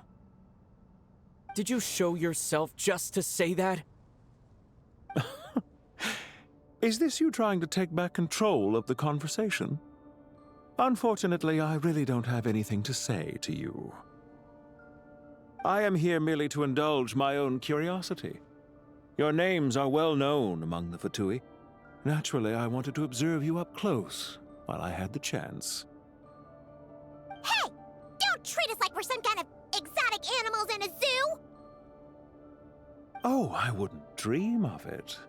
You seem rather predisposed to misunderstand me. Well, you don't seem like the Fatui friends we have. You seem like the Fatui we've actually had to fight for our lives against. I'm quite aware that you are both heroes of great renown. You have resolved crises in many nations and won countless allies along the way. I've been following your adventures with great admiration. My only regret is that the trajectory of your journey conflicts with our goals. What do you mean, admiration? Sorry, but that sounds pretty weird coming from you. I don't see why. We may happen to occupy opposing sides, but there is no cause for deep-seated enmity between us. To respect one's enemy is to respect oneself. Well, now that you're observing us up close, what do you see? I've observed as keenly as I can. Yet, while I endeavor to understand, your true strength remains a mystery to me. Violence is not my area of expertise either, so, you see, I would much rather converse with you like this than determine a victor with the edge of a blade. Besides, I've heard that even 3 moons in the sky fail to eclipse your brilliance. I know better than to bite off more than I can chew. Yeah, you heard about that? 3 moons? So you have a connection with the Harbinger, the Doctor. Yep. Well deduced. Our commander, Dottore, died in Krai. Our commander, but there are things that do not end with his departure. We must... I don't believe that... I think that's just a bit of info to not really catch us on to who he is. Look at me. I almost divulged Yeah, that more was than I should intentional. No, that was so intentional. What are you after? Revenge for Dottore? Or are you plotting something else? I've said quite enough, I believe. There's no point in continuing this conversation, except to say, I've noticed that you seem to know your way around here quite well. A repeated visitor to Gurabad, are we? Maybe, maybe not. Depends on who's asking. Ugh. I'll take that as a yes. Then I'm sure you'll have heard the story of this place. The mother of the Jinn, Lilupar, and the tragic tale of her vengeance that spanned 3 generations. It was right here that Lilupar once helped the wise to ascend to the throne. But from that moment on, every king who sat upon it was corrupted by power. These degenerate rulers lost control over their nation, and with it, the right to occupy that exalted seat. What are you trying to say? I once admired you for your adventures. That is the earnest truth. But it appears to me that your journey serves ultimately to uphold the rules of this world. Are these rules truly just? Does the heavenly principles rule with wisdom? Oh, we or hate the folly? heavenly principles in And this how can we house. be sure that the 7 who wield authority over the world will not be corrupted? I have a little bit more faith in them than I do you, personally. Do you seriously think you're gonna convince us of anything? Convince you? I'm sure my commander already tried that. Why would I waste my breath doing the same? If a few words from a stranger were enough to make someone completely change their stance, it would only prove that they never had a firm will to begin with. I am merely stating my position, so that we might understand each other better. One's enemy in the present may not necessarily be an enemy for life. That's true in some cases.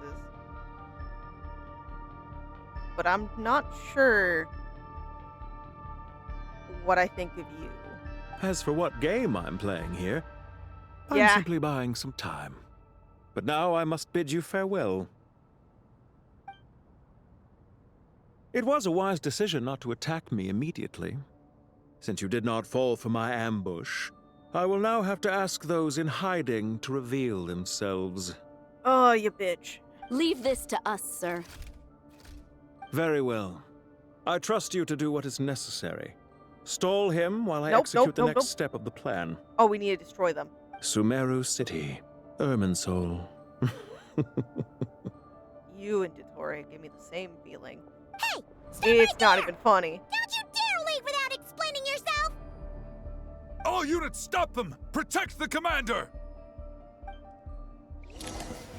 Did you hear that? He mentioned Sumeru City and Irminsul! He definitely knows something! We can't let him get away! Get rid of these pesky soldiers, quick! Rear guard to the front! Don't let them through!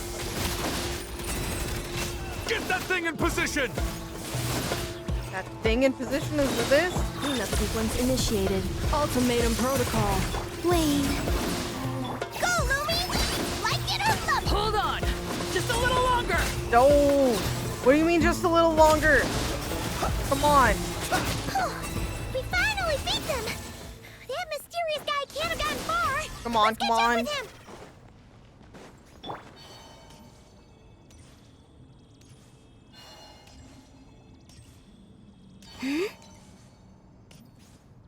Oh, Columbina, we need to glide faster. Found him! Over here! You're very persistent. Come on. Hey, you! Stop running and explain yourself! What are you trying to... Paimon! Wait! That's... Whoa! Paimon! What's this? Relax. A small trap like this won't be enough to hold you. The sandstorms from Gurabad will die down soon enough, but this small window of time was all we needed to launch the next phase of our plan. So there was more than one ambush. I shouldn't have let my guard down. Don't be discouraged. I knew that someone would come here eventually, so I planned ahead. Where to chat with you, which door to exit from, even which mechanism to wait by for you. I thought through every detail. Sure, I bet. You, meanwhile, know nothing of who I am. So far, you've only heard my voice, and for all you know, it may not even be real. But not to worry. This is only our first meeting. It shan't be our last. Just answer me one last question. Why do you continue to follow Dottore? He has conducted countless cruel experiments, even on his subordinates. Follow isn't quite the right word. Let's just say even those you see as villains have their friends, even if they aren't the most sincere of friendships. When any set of rules is established, there will be those who benefit and those who lose out. People will do anything to justify what they have gained, or escape from the hardship imposed upon them. Neither he nor I are tolerated by the rules of this world. We were both searching for a new order. Our ideas of the final form that should take may have differed, but our journeys took a shared path. Goodbye, Traveler and Paimon. I wish you a timely escape, albeit not too soon. I will need a little more time to prepare, after all. Cool, I hope I break free instantly. Come on. Hey! Come back! Wait, this dark wall. We've seen these on our adventures before. It swallows people up! Yeah, no, danger incoming. I'm sorry. She shouldn't have jumped a gun! It's not your fault, Paimon. Let's just focus on getting out of here. Okay. He may have fooled us this time, but we'll get him back!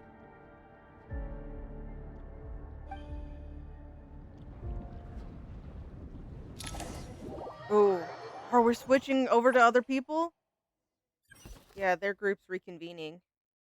Looked like it, at least, based off the arrows. Sino and his team are guarding the north. We'll take this side. There's so many Jin. We can't let them get into Aru Village. Don't fret. I am well prepared for this situation. Huh. So you have a solution? Yeah, what's up, Dory? Perhaps you're unaware that I have a trusty genie partner of my own, Plumpy. If I send her to negotiate with the others, this whole thing will be resolved before you can say Mora. I wish I thought that would work, Dory, but something tells me these Jin aren't gonna actually give a care in the world about your connections. Off you go, Plumpy!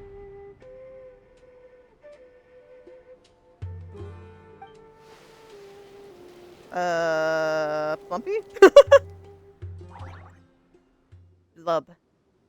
Come on, what's the holdup? 5,000 Mora. Blub. 20,000 Mora. Come on, come on. Blub. 100,000 Mora. Final offer. Blub blub. Ah, so she's a hired partner. Yep. Don't get hit, please. Don't get beat up. Hired partners are reliable too. Plumpy here is a highly skilled negotiator. You'll see. Just a few words from her and... I think she's getting jumped. Love! Oh no. Plumpy! Well, Plumpy down. Don't you Jin have any respect for the rules? This was supposed to be a negotiation! How dare you treat my messenger like this? You wanna play rough? Two can play at that game! Violence and Dory. Okay, damn. Dory's dead. We lost Dory. Well, Kale, Tainari, good luck. Looks like it's up to us now. Be careful, Kale. Yes, Master. Okay, you two, I have faith. She really is dead. Oh my god. How did I pass out? Never mind. Plumpy, it's time for revenge. Revenge. You know, this reminds me of when you first arrived in Avidia Forest. You were trying to help a child retrieve a lost toy when you stumbled upon Spino Crocodile territory by mistake. Yeah, I remember. Our first time fighting side by side. Oh. Fighting side by side? I seem to recall swooping in to rescue you with a team of forest rangers. Hey, side by side. Same thing. Tainari, you're dead. Tainari, you're so dead.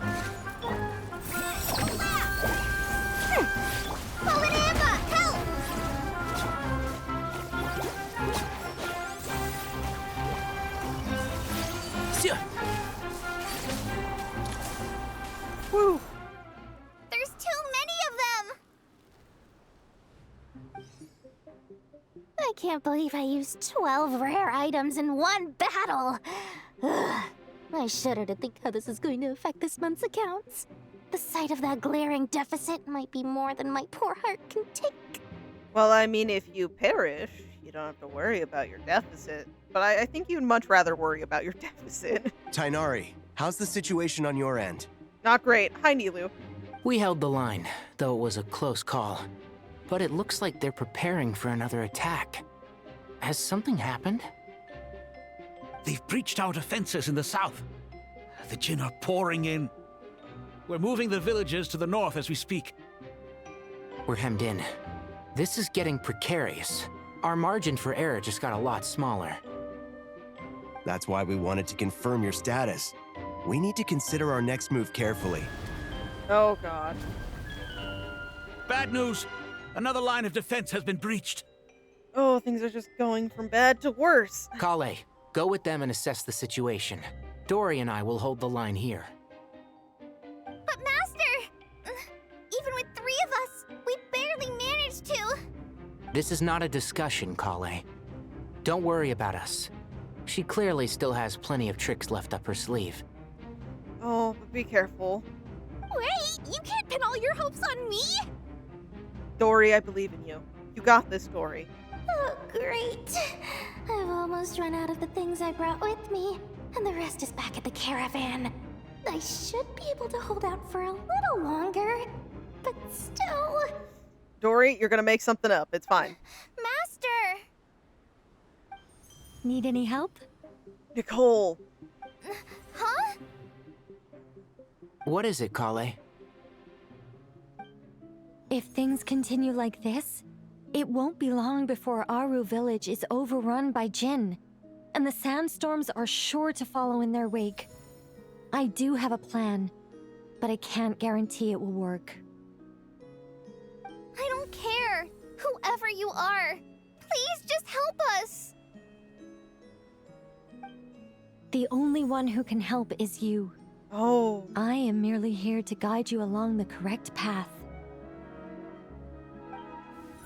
I am a spirit created at the beginning. I am a flickering illusion. I am the shimmering light that flows from the eyes of the Creator. What do you mean? It doesn't matter. You don't need to understand it.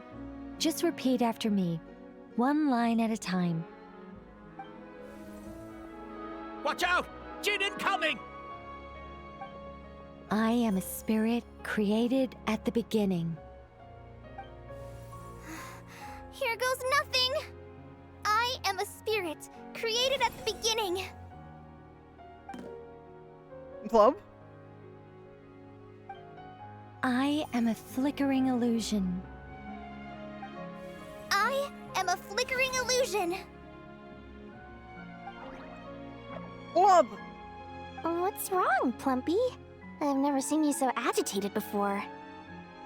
That's... But how do you... Do you know what Krai is reciting? I am the shimmering light that flows from the eyes of the Creator.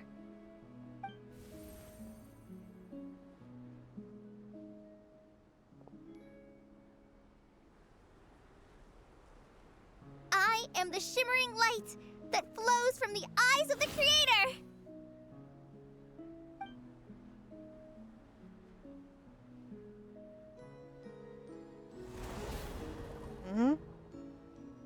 It's a song composed by the goddess of flowers, but very few records of it remain, even in historical texts. All we have is a few fragments.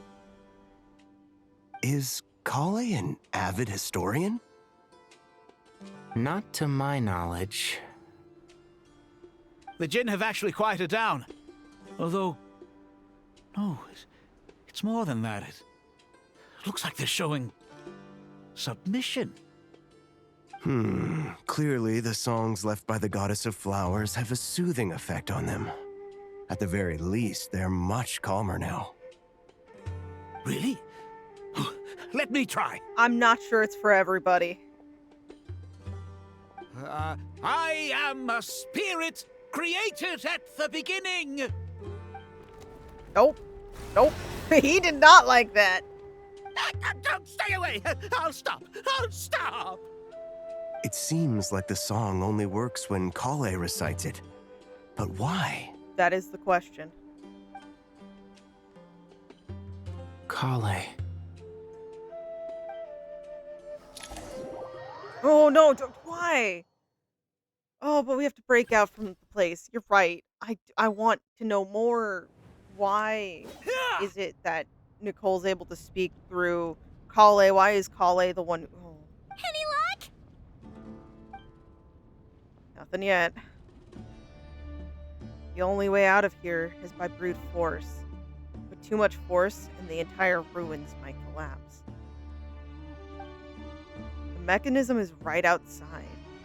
Maybe there's a way to...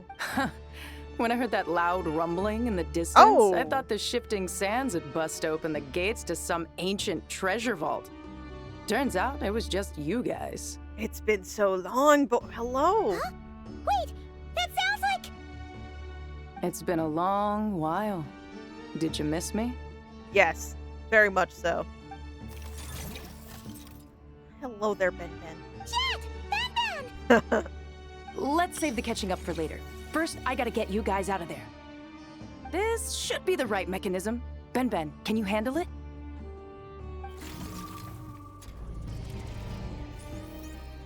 There we go. Ooh, thank you. I appreciate it. Was looking a little risky there. Come on, let's leave this place.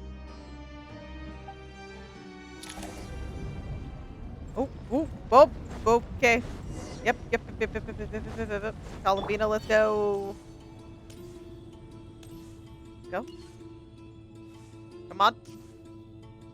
No time to waste. I'm out of stamina.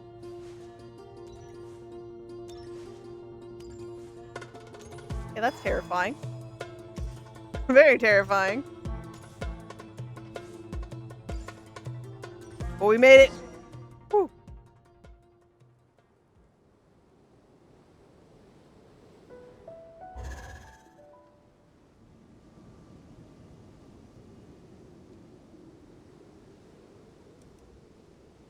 Those Fatui sure made themselves scarce. It's like they were never here. Yeah, that's the scary part. The Fatui? They came to the desert again? Yep. Yep. No idea what they're planning this time. They were being very coy about it. How have you been, Jet? Well, since we last met, I've started my own band of mercs. We've actually made quite a name for ourselves. Oh, that's cool. Oh, yeah. On a slightly different note, I have some good news. Oh? I finally took care of Masaira. Not much to write home about. It was just another day. Found his hideout.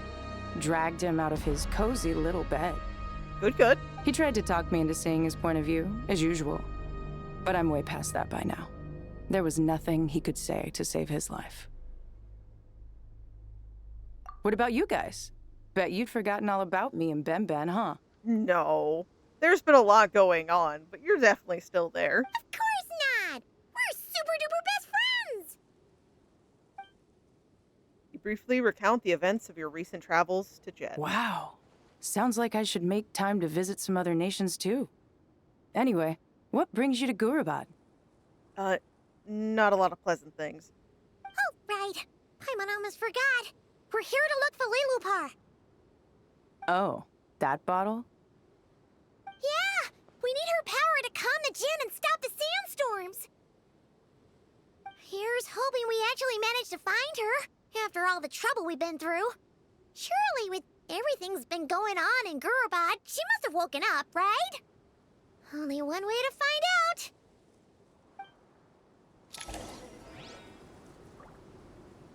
Go.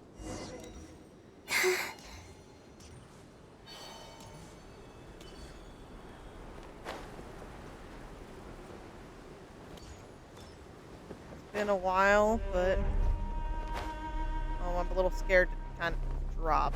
What if it kidnaps me? Safe landing.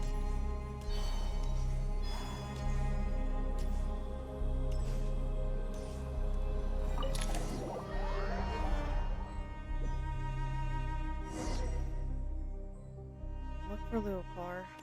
Okay. Let's see. She should be around here somewhere. Is that her right there? Aha! Ooh, found her.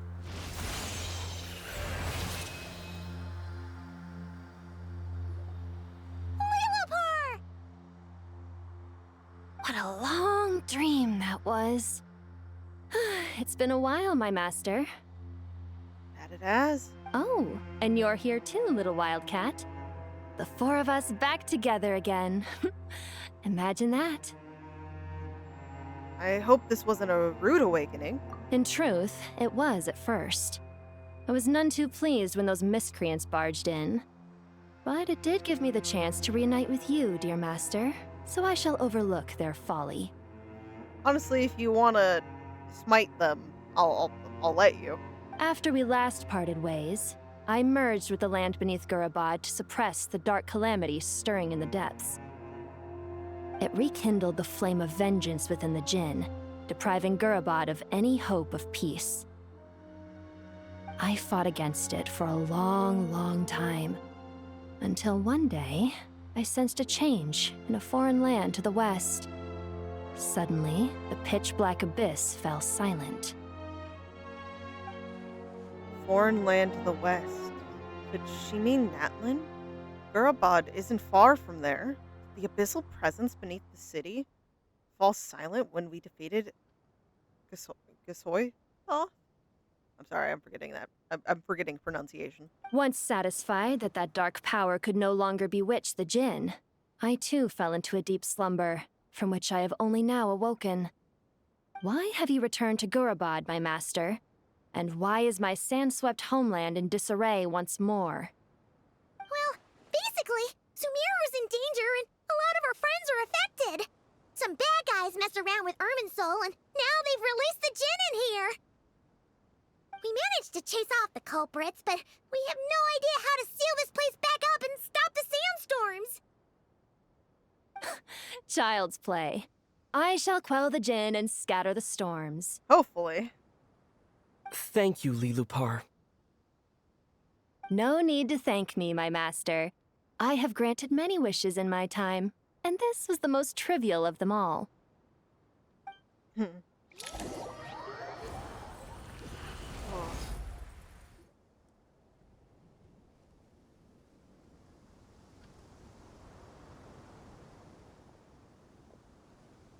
The sandstorm's gone. The sun shines bright again. When I said that we'd meet again under a lovelier sun, this was exactly how I imagined it. Yay!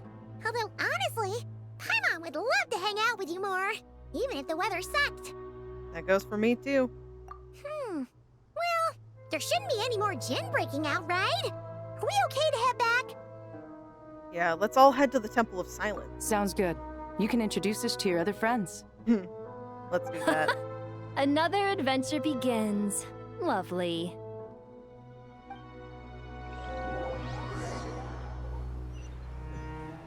The storms have stopped! We should be able to get to the Temple of Silence without any problems now. Time to regroup! Let's do it.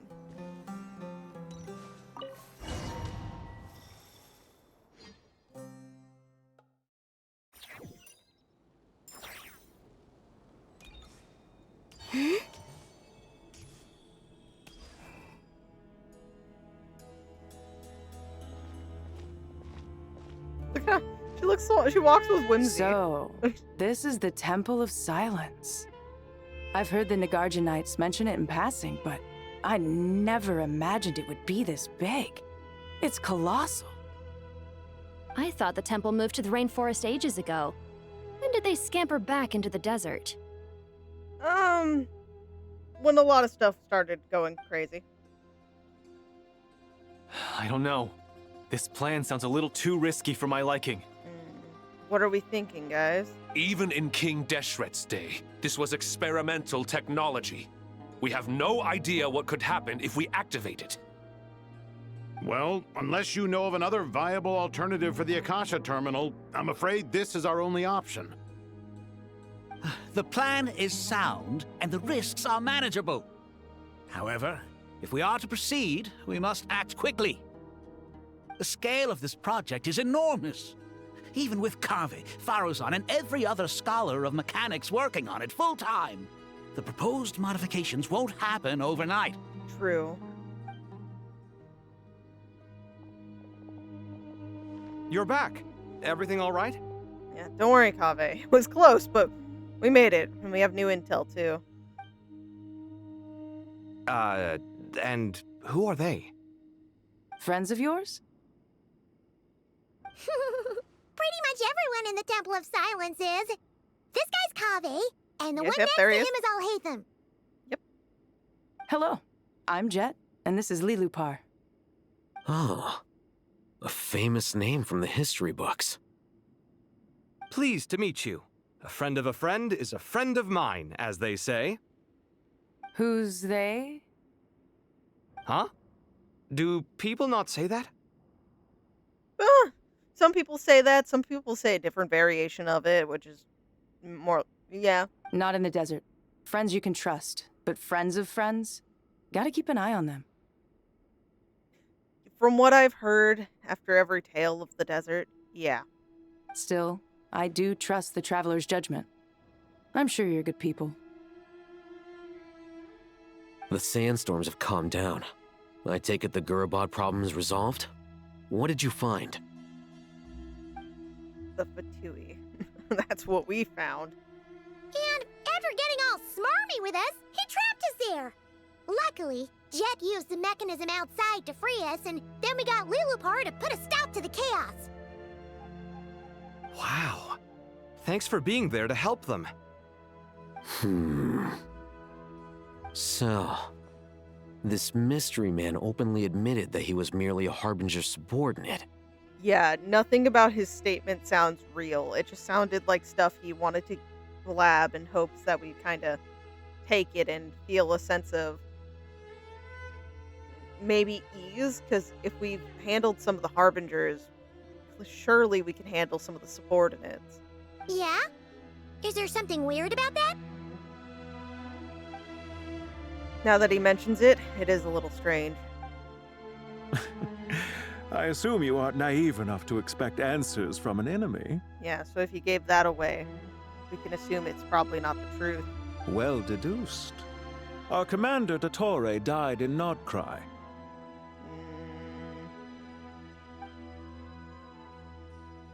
He was clearly unwilling to answer our questions when we first met, so why would he admit to being Dottore's subordinate later? Are you wondering about his true identity? Or do you think there's a big conspiracy behind all this? I wouldn't go as far as to call it a conspiracy. Just the simple fact that having someone to shift the blame on tends to prove useful should trouble come knocking later. The most important thing for now is to solve the immediate problem. Perhaps that man knew you wouldn't have the resources to investigate his background and so didn't put much effort into disguising himself. This is all getting a little cryptic for me. I'll let you guys talk while I take a walk with Lilupar. Have fun, be careful. Oh, Dia. Jet? Oh, you know each other. Perfect. Aren't you with the Blazing Beasts? What a coincidence. Didn't expect to run into you here. We're mercs. You can run into us anywhere. Who's this with you? So, did you find the solution you were looking for in the Temple of Silence? One would hope. You bet we did. This place is incredible. It has everything. So far, we've discussed a plan and verified its feasibility. Building a new system from scratch is out of the question. So our only option is to modify the Akasha using certain resources we hope to find in the mausoleum of King Deshret. Modify how? According to certain sources in the Temple of Silence, there is a core device in King Deshret's mausoleum known as Aru. Little is known about this device in academic circles, which suggests it was hidden quite effectively. If these sources prove correct, the energy contained within Aru may be sufficient to power our Akasha renovation plan. However, this raises difficult questions regarding technological integration. The sages are still debating it. Yeah, but I'm sure they'll reach a compromise once they've argued it out. Yeah, gotta get as much time as we physically have, I guess. The people of the rainforest are always cautious when it comes to desert technology. But times of crisis like this leave us with little choice. Wait, Paimon has a question. Is this the same Aru we've heard of before? It's sealed off, right? Some sort of prison where the Goat King, Ibis King, and Crocodile King are locked up. Well remembered. Yes, that's exactly right. According to our records, Aru was the most brilliant creation King Deshret ever conceived of. Built by divine and mortal artisans working together. It was a miraculous accomplishment, and it lies hidden deep within the king's mausoleum to this day. That being said, what Aru actually does and why it was built Those are deep secrets we are not privy to. Until recently, I wouldn't have been optimistic that the place even exists. The only reason I'm inclined to believe it now is because we heard it from the Ibis King Thoth himself at his temple. The tale of how the 3 retainers of Al-Akhmar were imprisoned in Aru. Paimon totally gets that. When Paimon first heard about it, she thought it sounded pretty unbelievable too. Do you guys still remember that?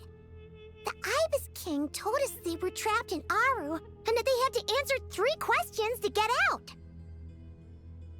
At least, yeah, that's what they were told. I think I remember. What causes our rise and fall? What obliterates love and hate? And what determines truth and falsehood? Those were the 3 questions, right? Yeah. If only Nefer were here. She's dealt with the Ibis King before, so she might know more. Oh, Nefer is a friend we met in Krai. Not Krai. Funny. Oh? She showed up here earlier. Really? Huh? Just out of the blue? Yeah. Had another lady with her, too. Both said they knew you. They contacted the sages, claiming they might be able to offer some assistance. Had another lady with her, too. I'm thinking about how Nicole came into being the one trying to help guide Kale. Is she the other lady? Really? They came here to help out? Yes, really. It was just before you got back. One of them said she's made Krai her home. If she's the person you were talking about, then... Looks like betting on Aru was the right choice. See? They're right over there. It is Nicole. Okay. Nicole! Nefer! Why, hello! We're here to help.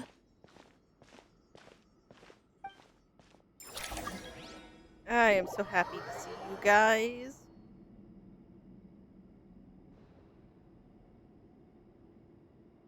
It's a good thing we left early. We almost got locked out. That would have sucked. Locked out? What do you mean? Oh, you haven't heard? An invisible barrier has appeared around Sumeru's borders, cutting off all travel in and out. No one can leave and no one can enter. Sumeru has become a lonely island. Are the Fatui behind this too? Actually, no. This has nothing to do with them. I suspect it's a defense mechanism within Irminsul itself. Irminsul is the source of Tevat's ley lines, after all, and Sumeru is the nation closest to it. I imagine this function was put in place to seal the entire region off in the event of serious damage, preventing the disaster from spreading to the rest of Tevat. It may have been implemented long ago. But doesn't that mean that the people here won't be able to escape to other nations if the anomaly keeps spreading? Currently, that does appear to be the case, which is precisely why I am here. This is a critical moment for the world, and Sumeru is the eye of the storm. So you brought Nefer? Paimon's surprised you managed to convince her to come back to Sumeru. Indeed. Even for someone of my wisdom and eloquence, this tested my skills to the limit. I bet. And why should it concern me that Sumeru's in trouble? Surely you don't think I still have feelings for that place? Judging by your tone, I suppose you don't. Sounds like you don't know much about my past. And here I thought you knew everything. All I know is that the Ibis King is the source of your power. He was quite a prominent moon envoy once upon a time, so I do know a thing or two about him. As for your past, I have ways to learn the full story if I wish to. But everyone has secrets they'd rather keep to themselves, wouldn't you say? I'm glad you see it that way, Miss Nicole. I've chosen to call Krai home, which is why I did my part in its hour of need. That doesn't mean world savings become a habit with me. I have no particular desire to play hero in Sumeru, thank you. But I mean, this could also still affect Cry. I understand. Human emotions do not appear and disappear without cause. There is always a reason to be found behind both salvation and destruction. Still, if time has taught me anything, it's that human emotions are often complex and in conflict. That's why people change their minds about things all the time. But that's where we angels come in. Our duty, ultimately, is to guide people towards their deepest, truest desires and help bring them to fruition. So I wish to hear about your past, because I do not believe you are motivated by hatred alone. And if we still arrive at different conclusions in the end, that's okay. Okay. I refuse. Not really surprised. Wait, what? But I set the atmosphere and everything. Isn't this supposed to be the moment when we finally open up to one another? You're dealing with Nefer. We weren't even supposed to know her past, okay? That was all an accident, because we're weird. Is it? Maybe I'm not so good at reading the atmosphere. You're right, Nicole. There's more to me than just hatred. Had it consumed me, I'd be left stuck in the past forever, never living in the present. But I don't think that your guidance can change my mind. The all-consuming sands, the bloodshed, both deserved and undeserved. Those old emotions cling to me like a shadow. Do you wish to shake them off? No. I hope to remember them forever. Those emotions and memories shaped me into the person I am today. They'll always be a part of me. In that case, would you like to hear my perspective, at least? Persistent? Persistent, I'll give her that. Sure. It's not every day you get to hear an angel's opinion. A long, long time ago, when the angels still walked freely upon the earth, I found life tedious. Monotonous work, lukewarm relationships. Things weren't nearly as interesting as they are now. And yet, since the angels' demise, I have found myself missing those days on more than one occasion. Human emotions are often attached to a person, a place, or an object. When those things are gone, the memories quickly fade, and the emotions slip away along with them. If Sumeru were destroyed, both rainforest and desert would be no more. With the object of your hatred wiped from existence, it would not take long for the memories buried deep in your heart to slowly fade. Both love and hate are intense emotions, but they are nothing compared to the void left behind when they disappear. Most sophisticated, Miss Nicole. But anyone focused on the future could only ever applaud the destruction of the things they hate. Still, I'm a special case. Someone once told me that human memory is more selective than a Mora-hungry merchant choosing between customers. We all need a reality check once in a while, so we don't forget the truth. As much as I dislike Sumeru, this is no way for it to perish. All right, you win. I'll help you out a little. But I won't work for free. You know, that's fine. I'm sure we can handle it. How much will you need? You're not gonna milk this for all it's worth, are you? She might. Let's not push it, Nicole. What do you think? I'll be upfront with you. I don't have much more on me. If that's what you need, I could borrow some from Alice. Or perhaps I could pay in sculptures. The ones I carve are actually worth quite a lot. We'll see. We'll see. Just cover my travel expenses. Oh. Okay. Huh? Is that all? Don't push your luck. That's all. Given all the people I owe favors to, I can just about justify a trip to Sumeru. Yehoda! Oh, Yehoda. Here, boss! What do you need? Instant. I'm going back to Sumeru for a while. While I'm away, you'll be in charge of the curatorium.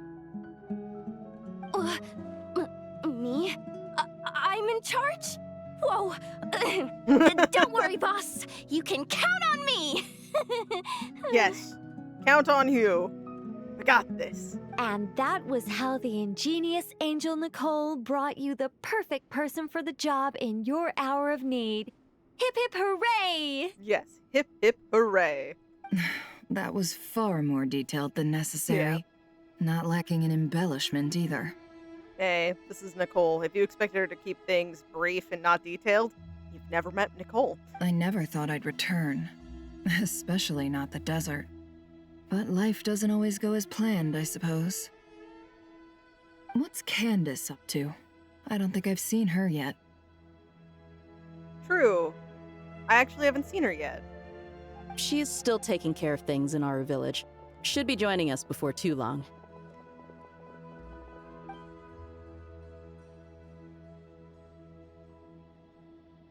Oh, and sorry. Hope we're not interrupting anything. We have some good news, though. We're planning to go to the mausoleum of King Deshret to look for the legendary Aru, then use it to try and restore the Akasha system. According to records in the Temple of Silence, the mausoleum houses something called Aru's Chute, which can be used to establish connection with Aru. We still have some time before we leave, so there's no rush. By the way, who are these two new faces? Just call me Nefer. I'm based in Krai. Did I hear you mention Aru? Correct. Well, I happen to have a connection with one of the 3 retainers imprisoned inside, the Ibis King. I'm here to get things done, so if you don't mind, I think I should come with you. Yeah, that sounds great. That sounds perfect. Miss Nefer, are you from the desert by any chance? Why do you ask? I don't know. There's a familiar air about you. Plus, you mentioned Candace. Sorry, I don't mean to pry. It was just a random thought. Yeah, she would have known. I can't believe... I feel like I thought about it during that act. I'm Dia, an Eremite mercenary. My work usually keeps me out in the desert. I'm on good terms with Dory, and she's mentioned you all before. It's nice to finally put faces to the names. However, my associate here is probably less well acquainted with you. Why don't you all introduce yourselves? Oh, Collie's gonna recognize the voice, right? Actually, I'm a little better acquainted than you might think. Huh? There you go. Huh. Are my eyes playing tricks on me? It looked like you spoke without moving your mouth. Ventriloquism. I have heard tell of it before. What is it, Kale? It's you! You're the voice who's been speaking in my head, aren't you? You encouraged me to report my dreams to the Dendro Archon, and got me to recite that magic prayer. I have many titles, but let's go with the most pertinent one. I am Nicole Rain, an angel who has lived since ancient times. An angel? Sounds like a big deal, but, what exactly is an angel? Good question. Oh, Oh, wait, Well, Nicole, you can dumb We're it a down. rather long-living race of beings. We don't need details. Not gods, technically, but we can still tell you a lot of stories from ancient history. Yep, and she's also an amazing sculptor. You could say she's a real creative type. Yes. Well, ma'am, if both the Traveler and Paimon give you rave reviews, you must be pretty impressive. Oh, please don't call me ma'am. I find it so awkward when people get too formal with me. Just relax and be yourselves. No need to be nervous. Miss Nicole, if it's okay, could I ask you a few questions? Yes, you may. I can see your heart is filled with confusion, and you are desperate for answers. I also know which questions you want to ask me. Yes. Why did you dream of Sumeru City in disarray? Why did those verses soothe the Jinn only when recited by you?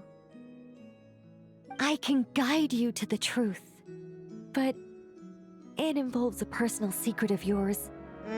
I'd prefer to speak with you alone, if possible. Personal secret of hers. That's... I have a few thoughts on what that could be, but... Okay. Is there anyone? I'm pretty sure we might be off talking.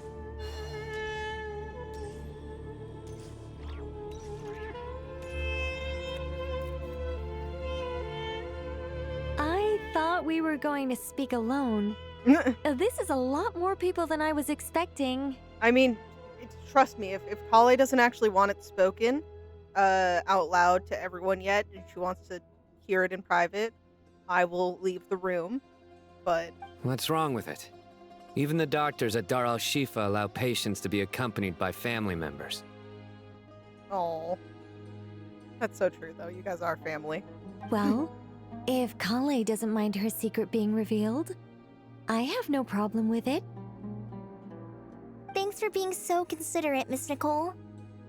I don't know what secret you mean, but whatever it is, there's no need for me to hide it from my closest friends. Closest friends? It's so nice to hear that. We're here to support you, Kale, through this. All right. In that case, I'll get right to it. Now, what are they about to drop on us? Kale, are you aware that there are god Oh, remains inside yes. your body? So what is that? I am. When I was young, I got sick with Elazar. Nothing could cure it. The Fatui convinced my mom and dad that they could help, and I was sent to an unfamiliar place. There were a lot of other kids just like me there. This creepy guy injected us with some strange medicine, which I heard contained god remains. I can still remember the pain like it was yesterday. But thanks to the friends who've stuck by me all this time, I've gradually been able to overcome those memories. Anyway, so you're saying that what happened to me has something to do with the god remains they injected me with? Wait. Yes. Those were the remains of Goddess- Nabu yep. Malikata, the goddess of flowers. What? Yeah, that got oh my god, I can't right now. Oh my god. Fascinating. So that would explain why the recite just worked for her. You don't seem surprised like the rest of us. Why? The possibility crossed my mind when Kale recited the Goddess of Flowers song and calmed the Jinn. You made Paimon jump! What are you doing here, Lilupar? I was merely passing through when I heard the name of the Goddess of Flowers. Be assured that I share your surprise. You, with the hat. Are you certain? I sense no trace of the Lord of Flowers within her. Well, it is a very small fragment. Unless special methods are used to manifest its power, even her closest acquaintances would find it near impossible to detect. After the goddess passed away, her remains were scattered across the desert. King Deshret gathered all the pieces he could find and buried them in the eternal oasis. But some fragments remained unaccounted for. Eventually, the Fatui must have found a way to track some of them down. Presumably for use in some experiment. It's not an uncommon occurrence. Oh, what's up, Kale? You're more shaken than I thought. In one sense, you've been extraordinarily lucky. So many people who yearn for this kind of power never attain it, yet you have coexisted with her all this time without even realizing it. I don't know what to say. I'm glad that I could help everyone with this power, really. But knowing that a fragment of the Goddess of Flowers is inside my body is... it's a strange feeling. I can't imagine, but... Well, people value their autonomy very highly. Even a well-intentioned intruder can shake one's sense of self. Yeah. I understand how you feel, Krai. But once you get used to it, you'll find it's nothing to be concerned about. Huh. I guess you, of all people, have a good reason to speak on this. Yeah, we have someone who's knowledgeable in the field. 2 good reasons, in fact. Incidentally, 3 is the maximum number of Hermanubis's Ba fragments that I could bear. Let me guess. Because 2's company, but 3's a crowd? Thanks for helping to explain the joke, Tainari. He just wanted to cut you off. Not my intention. Yeah, he wasn't trying to play into it. Goddess preserve me. I should take my leave. This boy in his wolf's head hat speaks much too differently from the Hermanubis I remember. Damn. Kale, all I'm trying to say is, no matter how many Hermanubis fragments there are within me, you wouldn't think of me as Hermanubis. In the same way, you are simply you. Yeah, I know what you mean. So about that dream I had, was it a warning from the Goddess of Flowers? Yes. Just like me, she was an angel created by the primordial humans, born with the instinct to guide living beings. Though her body and soul have perished, her essence retains its natural instincts. Even her smallest remaining fragments would do their utmost to send you that warning. Oh, but the fire. There's still that one. The Mother of Dreams? Lord of Flowers and Oases? She must have had a premonition. That is why she gave that dream to you. We won't let our efforts go to waste. But I still don't understand. Why me? Yes. Why indeed? You weren't the only one injected with God remains, but only in you have her fragments persisted. I suspect it may be because of the firm will you showed in the face of suffering. She was likely assimilated by that will. Of course, this doesn't mean you have to shoulder any extra responsibility. As this young man said, you are who you are, and that will not change. Does not matter what God remain was put in you. You are literally yourself. All right. Any further questions from the family members of the patient? If not, we should head to the mausoleum of King Deshret. Let's move out. Time to put our plan into action. We all hope it'll work. But will we really be able to open Aru? And even if all 7 pillars of King Deshret agree to let us proceed, the scale of the work to follow is daunting, to say the least. Haven't you handled other big projects before? He has. He has gone... It's been a lot. I mean, the biggest project I've worked on to date is probably the Palace of Alcazarzaray, I guess? But this is orders of magnitude beyond that. It's a total nightmare. Look on the bright side. At least this time you're actually here when Sumeru Oh, needs you most. yeah, of course you You won't have to that. come asking me for details after the fact. Hey, let's not make fun of him. Mock me all you want. But now that I'm here, things will be resolved far more quickly and smoothly than last time. I hope so, actually, because this time I think last time was really bad. Genuinely really bad, but you know. Kave's self-doubt disappeared in an instant. Like magic. He got rage baited. I've seen the magic of that happen quite a lot, Kale. Well, this confidence is most gladdening.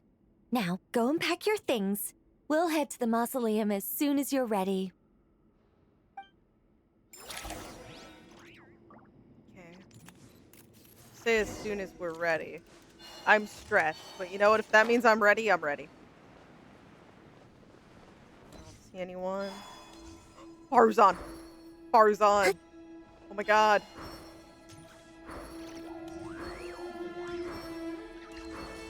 Faruzan! Oh, Miss Nicole. I heard you're a very talented sculptor. Is that true? Oh, I don't know. I wouldn't Look want to at her. blow my own trumpet. So proud. Honestly, even though Kasharawar is best known for its focus on mechanics, plenty of Kasharawar scholars are quite serious about sculpting as a hobby. So if they rate your work, that's enough for us. We just have to take a look. Who's we? Yeah, who's this we? Myself and a few other scholars. Kashif, Daneshvar, come take a look. Oh, well, if you insist, I suppose there's no harm in showing you. We're literally in like this very disaster mode. And she's like, well, why not?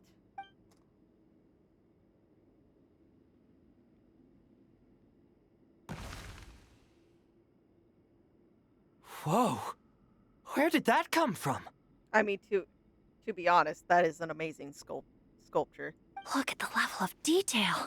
It's so lifelike. The squirrel descends from the heavens like a champion, and the earth trembles beneath its feet. What do you think? Striking, isn't it? Kave? Kave, come here for a sec. Oh, and Madame Faruzan, didn't you used to study in our darshan? Come take a look.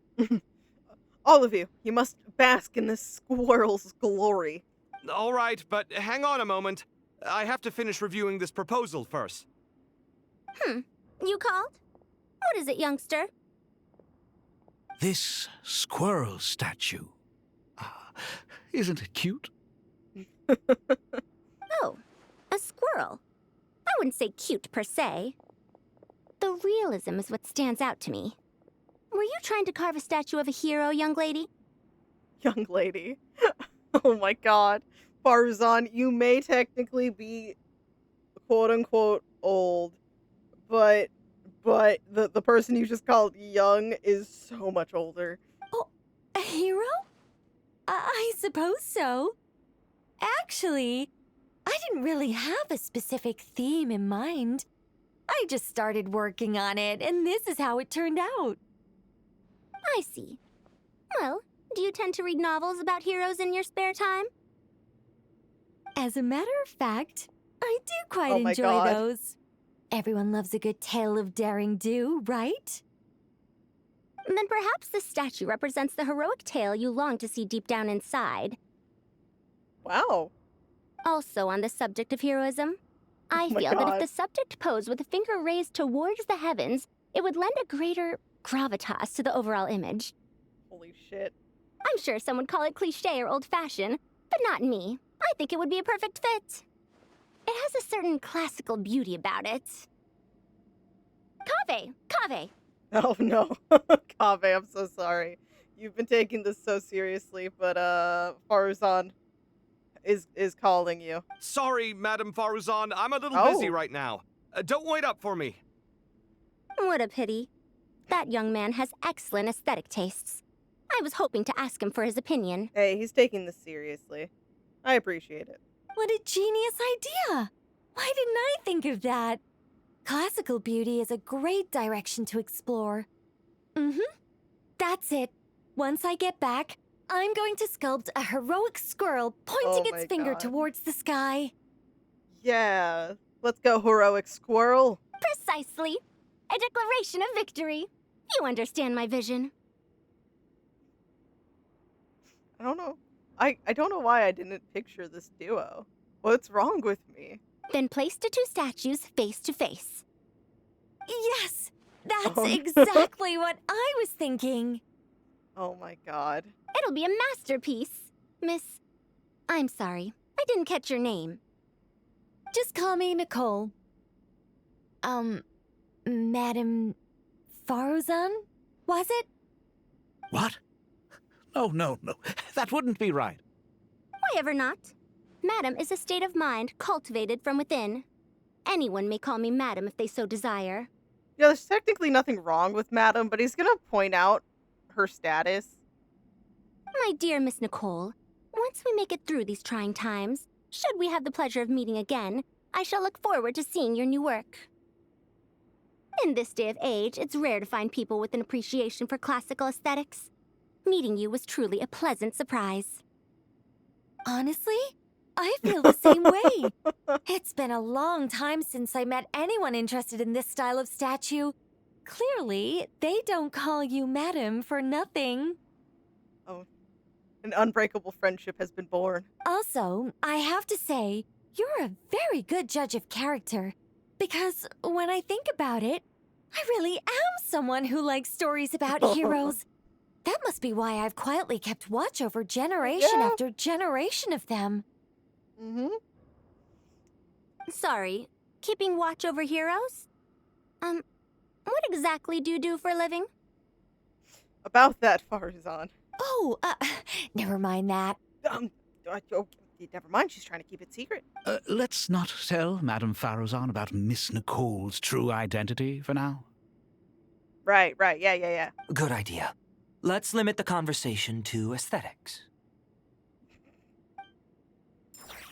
Oh my god. They talked so much, but I loved every second of it. I'm a little... Okay, I can't talk to them again.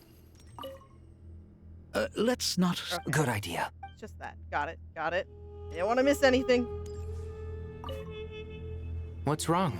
You look a little depressed. Kale got a fragment of the Goddess of Flowers, and all I got was one of the 7 pillars who served under King Deshret.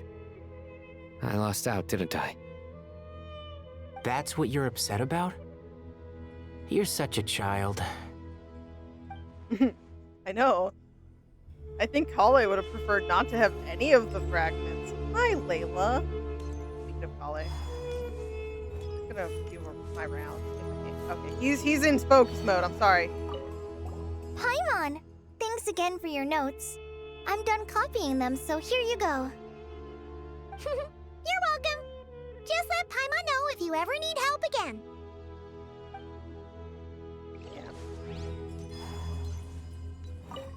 Oh, so many books. More than I could ever read in my life. I'm sure I'll hate them has read about this much in his life, and he plans to read about this much more. But I've learned a lot that the textbooks could never teach me. I never realized that people in the distant past thought about some of the same questions we ponder today.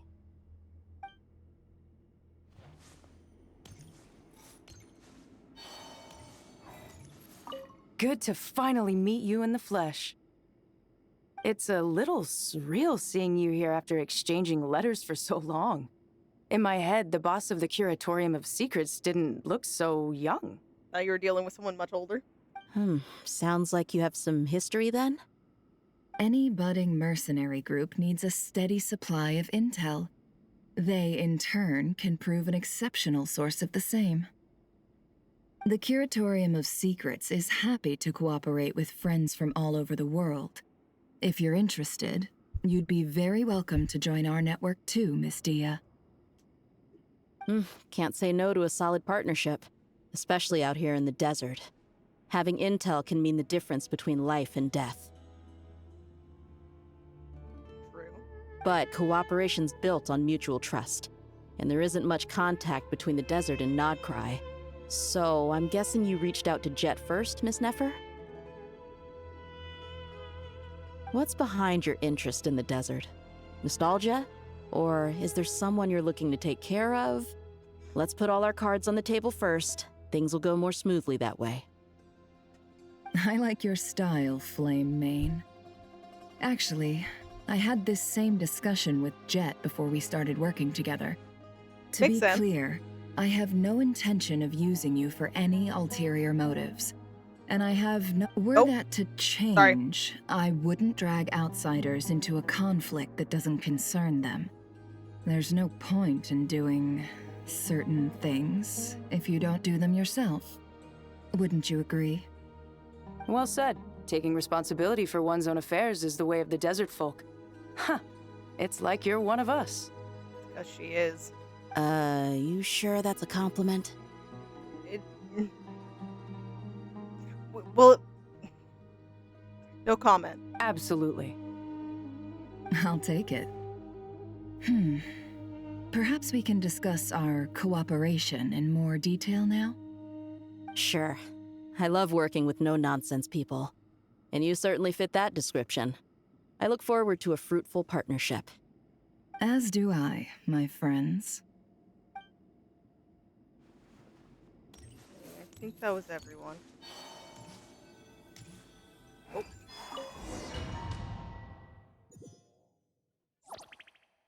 There we go. Great Hall of Truth.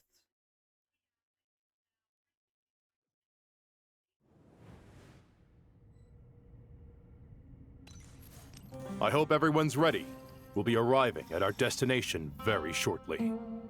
I am so scared. We still don't know what the Fatui was doing here.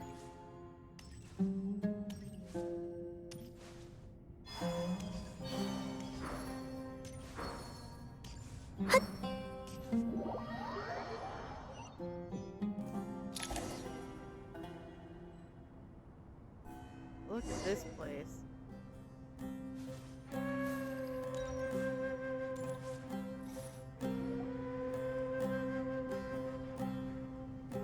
Why, we've not seen so many visitors ever, really. What is this place now, a tourist attraction? Ah, closer inspection reveals many familiar faces. To what do we dusty old fellows owe the honor? Surely you're not just here to chat. You surmise correctly. We are here to carry out a rather enormous project. Ho, enormous, you say? How large, then? Larger than the gaping void in our lives? Why, you've even put a smile on Goatee and Crocco's faces. All this activity is making for quite the special day.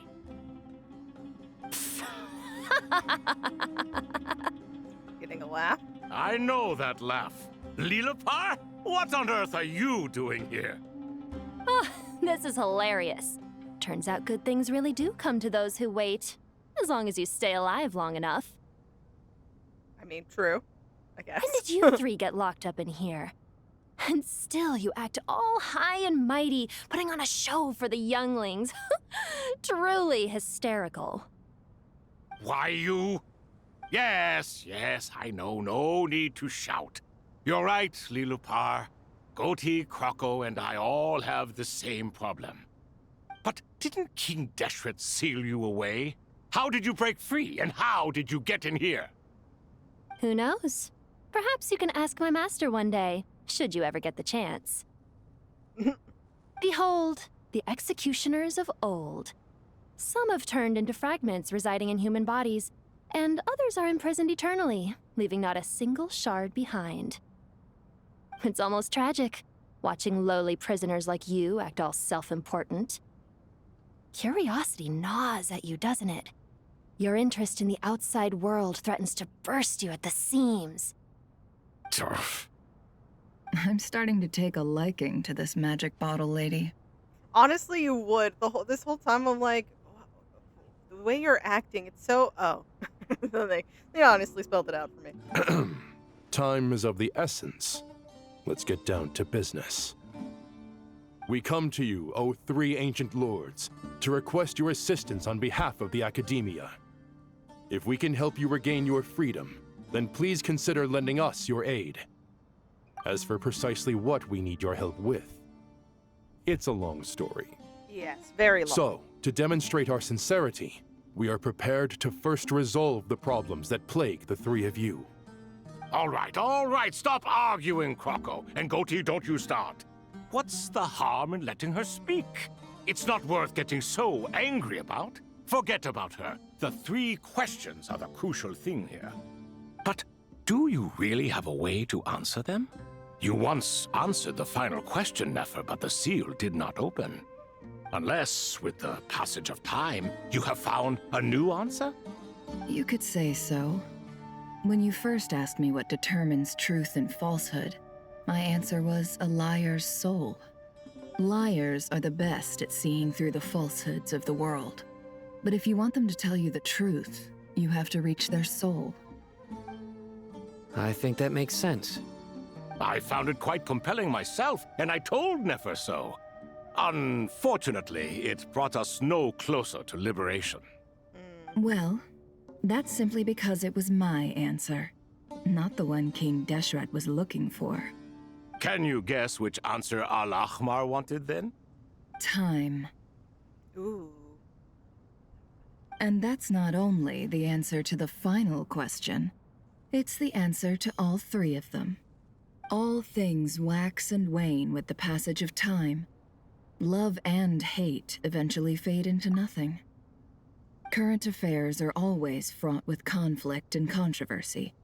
Only time can distinguish between right and wrong. You once described King Deshret as a proud man. I'd say that the prouder someone is, the more inclined they are to believe that only time is qualified to be their judge. Time. Well. Indeed. Perhaps in building Aru, our king was in fact attempting to reverse time, to bring love and hate, right and wrong, the rise and fall of all things back to their point of origin. Oh? Something's happening.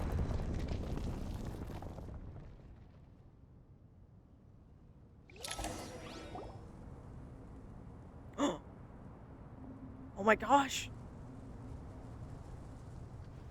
They've been freed.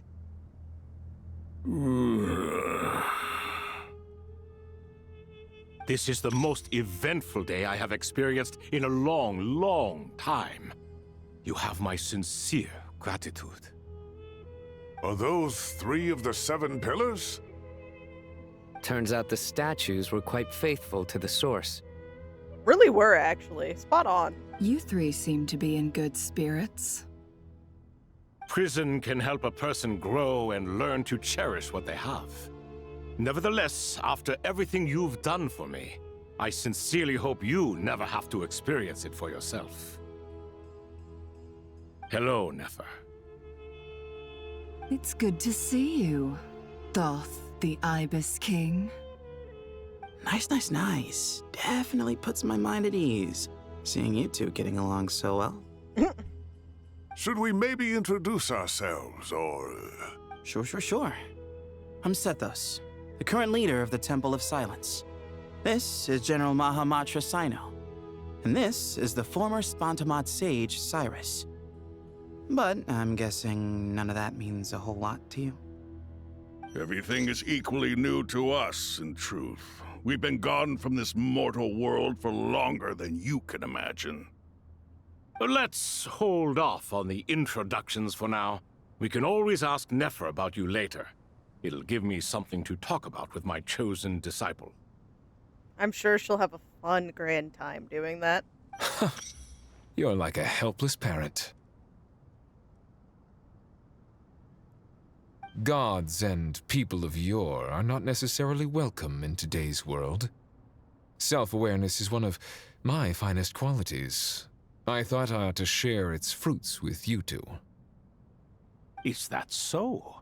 Well, I think we'll take it in stride, just as we did with the 3 questions. Let's not forget, it was my persistence that won you both your freedom. Fair point. I have to applaud your persistence. That is true. That's the only reason why you were able to get to this point. And I must praise you for your wisdom. Now, state your wishes, young ones. I'm sorry?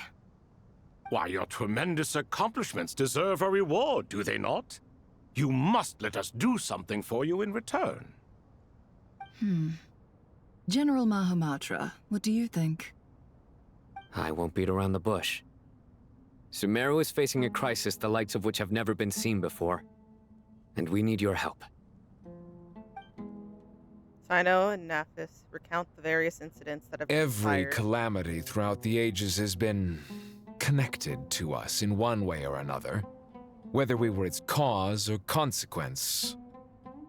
Whatever is wrong with Irminsul, it severely affected the Dendro Archon. She fell into a coma and is currently receiving treatment from the Dendro Dragon. The Dendro Dragon? I'm sorry, the Dendro Dragon is helping to heal the Dendro Archon? That she is. You know, it was a little bit of work, but we managed to convince her. Not a pep, surely. Not vicious, cruel a pep who possesses no virtues aside from her basic instincts. Ah, good heavens. Oh, I shudder to think what could have caused Lesser Lord Kusanali to suffer such a plight. Still, why would the Dendro Dragon lend you her aid? She has always held nothing but contempt for the Archons. I suppose she and Kusanali must have some history. In a way. You can help us make history, too. A smooth talker. Well said, lad. Currently, no one can connect to Irminsul. We hope that by opening up Aru and making some modifications to it, we can use its technology to our advantage. Unfortunately, Aru is an imperfect creation. King Deshret never managed to realize his full vision before his death. Much remains to be done if it is to be pitted against Irminsul itself. Besides, I hear your reasons, but to give Aru up over such would be... The archaeological records clearly indicate that although Aru's construction took a long time, it was not beyond human means to achieve. Modern technology should solve the efficiency issues. We have no choice but to go all in on this. This is by no means a threat. But the only reason we helped you escape from Aru was to gain the necessary leverage to negotiate with you. You asked us to state our wishes, and we have. Each one of us here needs your help, as do all the thousands of people living in Sumeru. They need you, and they need Aru. What do we think, my fellow old fogies? Shall we lend our support or not? Since you ask so nicely, naturally. Naturally what? Are you for or against? I simply mean we shall do what comes naturally. You claim that you wish to open Aru. Know you then that the golden slumber created by King Deshret is preserved within? Golden slumber. The ideal paradise, free from all limits and constraints. We do. We understand the risks involved. In all likelihood, the mortal world will never again be able to replicate King Deshret's work. Never will there be another chance to come so close to creating a utopia. Knowing this, are you sure of your decision? We are sure. Before people can dream, they must first live. If your minds are made up, very well. We shall summon our erstwhile colleagues to discuss this further. Saint Shezepank, Saint Bennu, once you surrendered to silence and were buried with King Deshret. But now, we invoke the right to awaken you with our voices. Oh? I can feel this strange sensation. The ground is trembling, as if answering the call of the Goat King. Saint Binu, responding to your call. 3 kings detected. Initiating autonomous will. Saint Shezbank, responding to your call. 3 kings detected. Initiating autonomous will. Ah, Lord Herreshoff. What a long time it has been. I trust you are keeping well. Then your trust in my well-being has long outlived your physical body. You have always opened with that same phrase, in life, death, and now even beyond. Al-Akmar is long gone. What is the reason for this meeting? You're awake? Good. We are voting on whether to give the people of present-day Sumeru access to Aru and permit them to perform technological renovations. You have the right to support or oppose the motion. Aru is the pride of Al-Ahmar. Opening Aru requires the unanimous consent of the 7 pillars. I hope you have a convincing reason to present to us. Sumeru is currently in the midst of a major calamity. Let us not forget that while Al-Ahmar was a stern ruler, he was also a teacher of wisdom. A god without his people shall cease to exist, and King Deshret's greatest wish was to provide protection for his people. Let us then honor our God King's wishes as we consider our decision. I do not mean to mock these proceedings, but what is the point of a unanimous vote when we know that the last of the 7 pillars, the Dendro Dragon Apep, will never communicate with us? This will no doubt surprise your mechanical mind, and I have no intention of trying to persuade you it is true. But Apep is, in fact, healing the Dendro Archon as we speak. Huh? Yeah, I'm sorry to break your apparently mechanical mind, but yes. Can someone attest to this? Do we have any proof? I ask the 3 kings, can any of you vouch for the truth of this claim? Naturally, the Ibis King, Thoth. What? Come on, surely you can vouch. It was Thoth's disciples who revealed the truth to us. We need not debate its veracity. Simply let Thoth bear accountability. That way the rest of us may have a clear conscience. Damn. Herreshoff, you diabolical fiend. I awakened our former colleagues for you, supported your opinion, and backed your decision. What sort of fiend would do that? I miss the days when Hermanubis was still around. At times like this, he would offer to take accountability. What are you trying to say? Is my word worth less to you than Hermanubis's? Hypocrite though you are, Lord Thoth, you are humorous in equal measure. How could we bear not to associate with a character such as you? I, Saint Shezbank, approve the Goat King's proposal. Since King Deshret is no more, we shall receive no reprimand for acting beyond our remit. Nevertheless, I sincerely hope that those before us understand the significance of what they intend to do. Remember, the moment that Aru is liberated, the myriad souls residing within the Golden Slumber will return to the ley lines. And once the ley lines flow again, these souls shall in turn be received by Irminsul. Oh god, this sounds so risky. To take this step is to bring the perfect afterlife created by our king to a permanent end. We understand that well, and we have decided to proceed regardless. Furthermore, the contemporary human perspective would contend that confining souls in this way is no act of benevolence. The deceased have a right to rest in peace. King Deshret's creation is clearly a place of rest and peace. It is just that many do not see it this way. But no matter. Saint Binu approves. Hermanubis' representative and the Dendro Dragon Apep made their choice ahead of time, while the Goat King, Ibis King and Crocodile King have also granted permission to liberate Aru.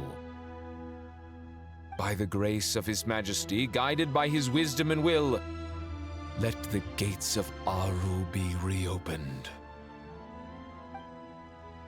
Oh, here we go. We're doing it.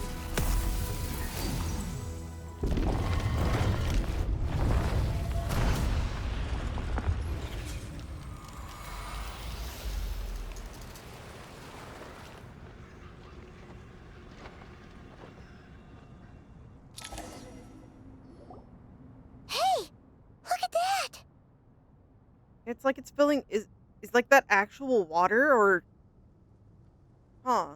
What's this? Are we under attack? No, I wouldn't say under attack. No. Wait, it's... Wait. These look like souls. Silhouettes approach us from within the light, then pass through our bodies like wind through a veil. Here you are. Through the sands Oh, of time. I knew it. I see you. Oh. Father. Father, is it really you? It's Jet's father, Jibriel! That's right! He entered the golden slumber, didn't he? I smell blood and sand on you. You've grown. Strong as a wild beast, and without shedding a tear. Oh my gosh. You have to leave, don't you? Please, just answer me this. What should I do for you? This meeting is a blessing from the gods. My soul, once imprisoned along with that of Samael, is finally free. I am truly grateful for the chance to see you again. That the dead should meet the living is itself a miracle. One brief, precious moment is enough. Enough to set my heart at ease. Fuck. Oh. Do not weep for me, Jet. I know you will accomplish many great things in your life. You will go further and climb higher than I ever did. All I ask is that you take good care of yourself.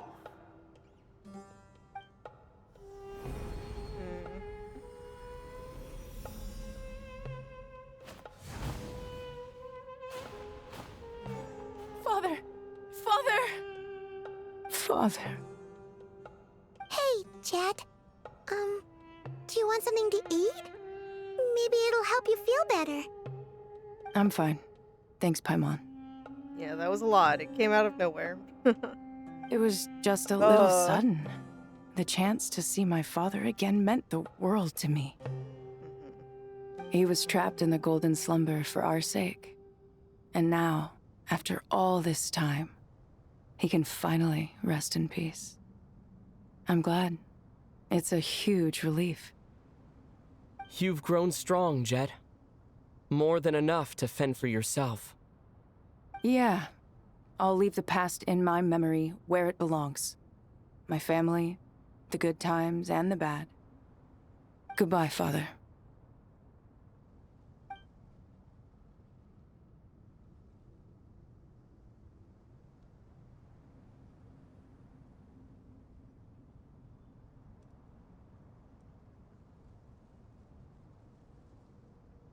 Ah, me, what a touching reunion that was. It seems we did a good deed today. We three retainers, once imprisoned for our iniquity, are surely the least qualified to judge whether this deed is good or bad. Either way, Aru is open. Now you have your opportunity, and with it, whatever trouble may ensue. This is our chance. Although Aru was created by a god, human craftsmanship was nevertheless required to build the gate that connects it to this world. Perhaps the relationship between gods and humanity follows a similar principle. As for your proposed renovations, we cannot determine which functions to keep or discard.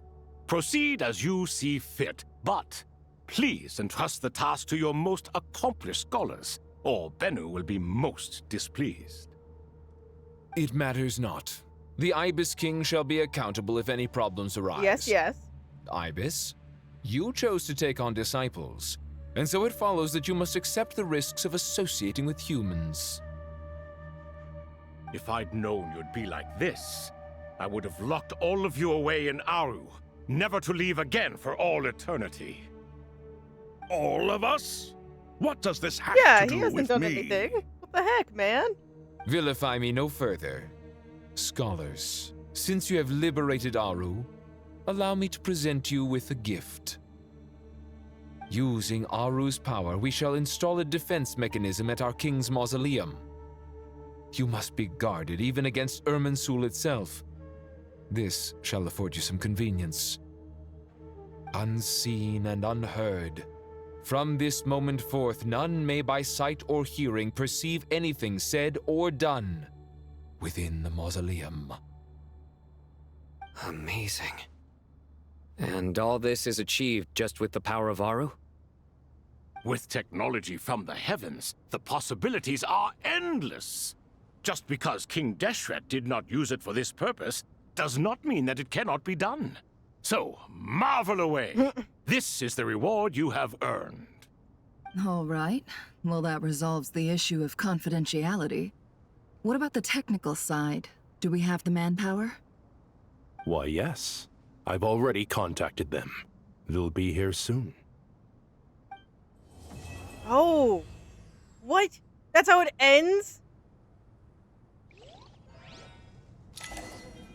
That's how it ends? Oh, but I can't continue it. I can't. Oh, I can't continue right now. I'm so sad. I typically binge through these. Okay. Okay. Act 10 is gonna be absolutely crazy then. Okay. Well, you guys. Oh, maybe we could do some talking really quick. Yeah, we'll do talking. As I thought, the so-called 7 pillars of King Deshret are as underwhelming as ever. What do you mean? Not a fan of the boys' club? As men, as individuals, and even as gods, they are entirely undeserving of my attention. Well, damn. Holy shit. Al-Akhmar once commanded me to select a king from among the people. So naturally my eyes will open only for one who is worthy. Ugh. Can we talk about something else? It all sounds pretty complicated, and I haven't read that many storybooks. You think this is a mere story? Well, many would also say that the journey you shared with your father is not but a tale. My life, your life, they are nothing but stories. Little girl, That is a way to it put appears it. that you really have grown.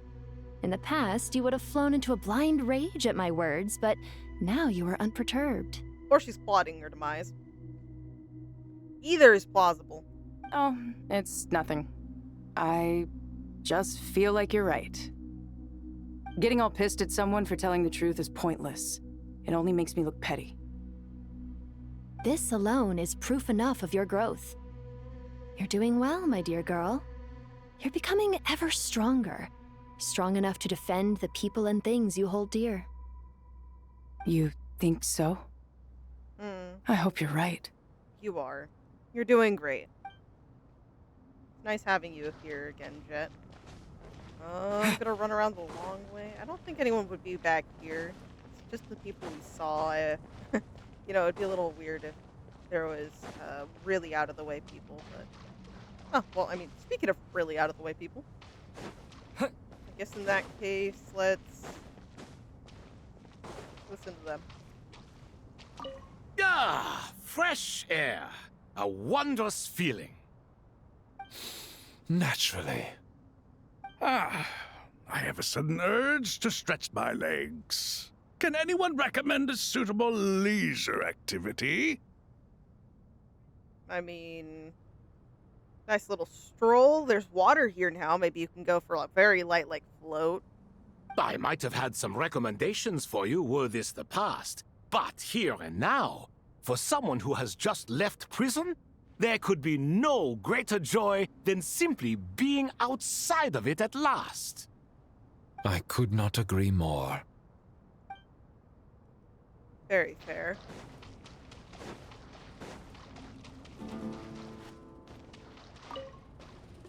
You must be Sethos, the successor to the Temple of Silence. Hello. Yep. That's me. Nefer, right?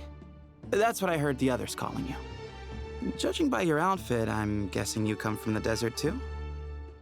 That's right. Started off in the desert, went to the rainforest, then went from there to Krai, where I work as an intel broker. Huh. Well, this is interesting. You don't seem to Yeah, talk about yourself all very that much. straightforward with Yet here you Sethos are, here. volunteering your life story to me. However abridged. Maybe I'm looking to make some new friends. Oh, okay. She sees something here that she can gain from. Got it. I like making friends too. I'm easier to talk to than Sino and a little more streetwise than Tainari. Which is why you came over this way, giving me the chance to strike up a conversation with you. Was I that obvious? You did seem very interested earlier, so yeah. I think you did fine. You were mindful of my attitude and hoped to lure me in through sentiment. Lure you in isn't exactly how I'd put it. I see it more as an invitation. An invitation to what? To put down your luggage. Lay down your burdens. To return to your homeland. And be truly welcome in the place you once felt so estranged from.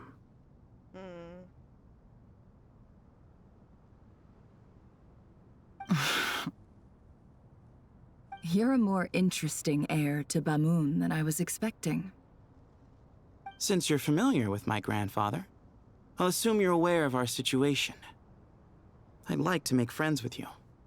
And I think you'd be a great asset to us. Not to mention the power you and I both hold. Originally belonged to the same organization. Aha.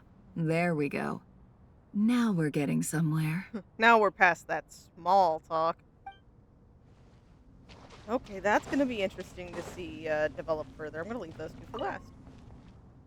Oh, and what's your prize student doing? What else would he be doing? Whatever yours is. And Kale's with them, I suppose. These kids are rarely apart, are they? They are a family. They're a unit, okay? Our elders always said that your school days stay with you forever. This goes doubly for Sumeru, where school days can be long indeed, wouldn't you say? Well, does it look like I'm immune? Saddled as I am with you and, yeah. And what's that? Tired of us already? And speaking of, she mentioned out of the blue how you doodled on your books while studying.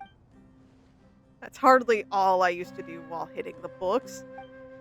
She said that you once circled the name of the murderer in a detective novel, and that, just in case someone missed it, you even wrote, "The murderer is so-and-so." Wow, that's fucked up. I can't stand for that, okay? What the hell, man? On the title page? Oh my god. Did I now? I suppose I always was the creative type. Creative? That's not being the creative type. What the hell, man?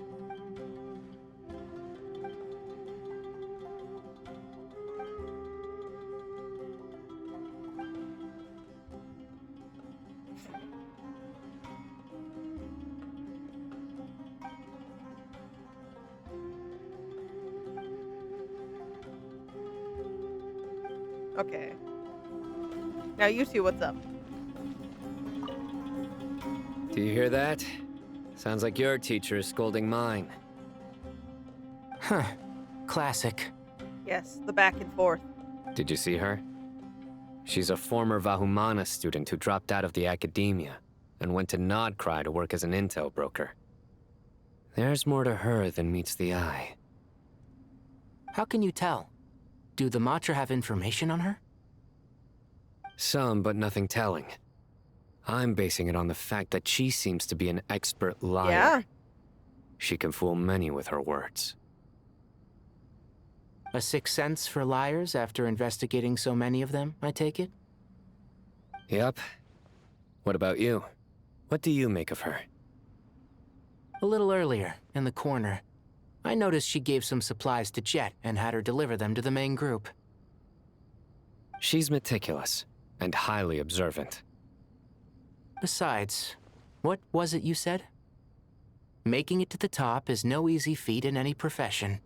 Anyone who's at the top of their game has to have some sort of edge over others. It's true, but she's not the only one at the top of her game. I also am, and so are you. It's so interesting having everyone also considering this is their real introduction to Nefer after, you know, considering the fact they've never met her, and she's been in Nodcry for so long now. It's interesting how wary they are, which is smart. It's good to be wary, but... Sure, but what's to guarantee she won't overhear us talking about her? Don't worry. I have my methods. Sethos is distracting her. He's actually striking up a friendship. But yeah, sure, distracting. Like Nefer's ever distracted. Ah, I see. Tainari's like, sure, I believe you. That was an interesting interaction. Like, all of these connections with Nefer here, having Jet be involved. I'm still stressed. And also Kale having the, oh my, goddess of flowers remains. Oh. And then we still have Mr. Pants. Oh. There's so much that has to happen in the next act. Well, anyways, guys, I hope you all enjoyed. Let me know your theories and favorite parts down below. No spoilers in the comments, though honestly I'll probably upload... This will probably be uploaded after I'm done with Act 10, but let's just, you know, for the sake of it, keep it chill and at least mention if it's a spoiler or something. But if it's just a detailed thought that may become true later, go for it. Go ham. But yeah, I hope you all have a great day or night, whatever the heck you're watching this, and I will be seeing you all next time. Bye-bye.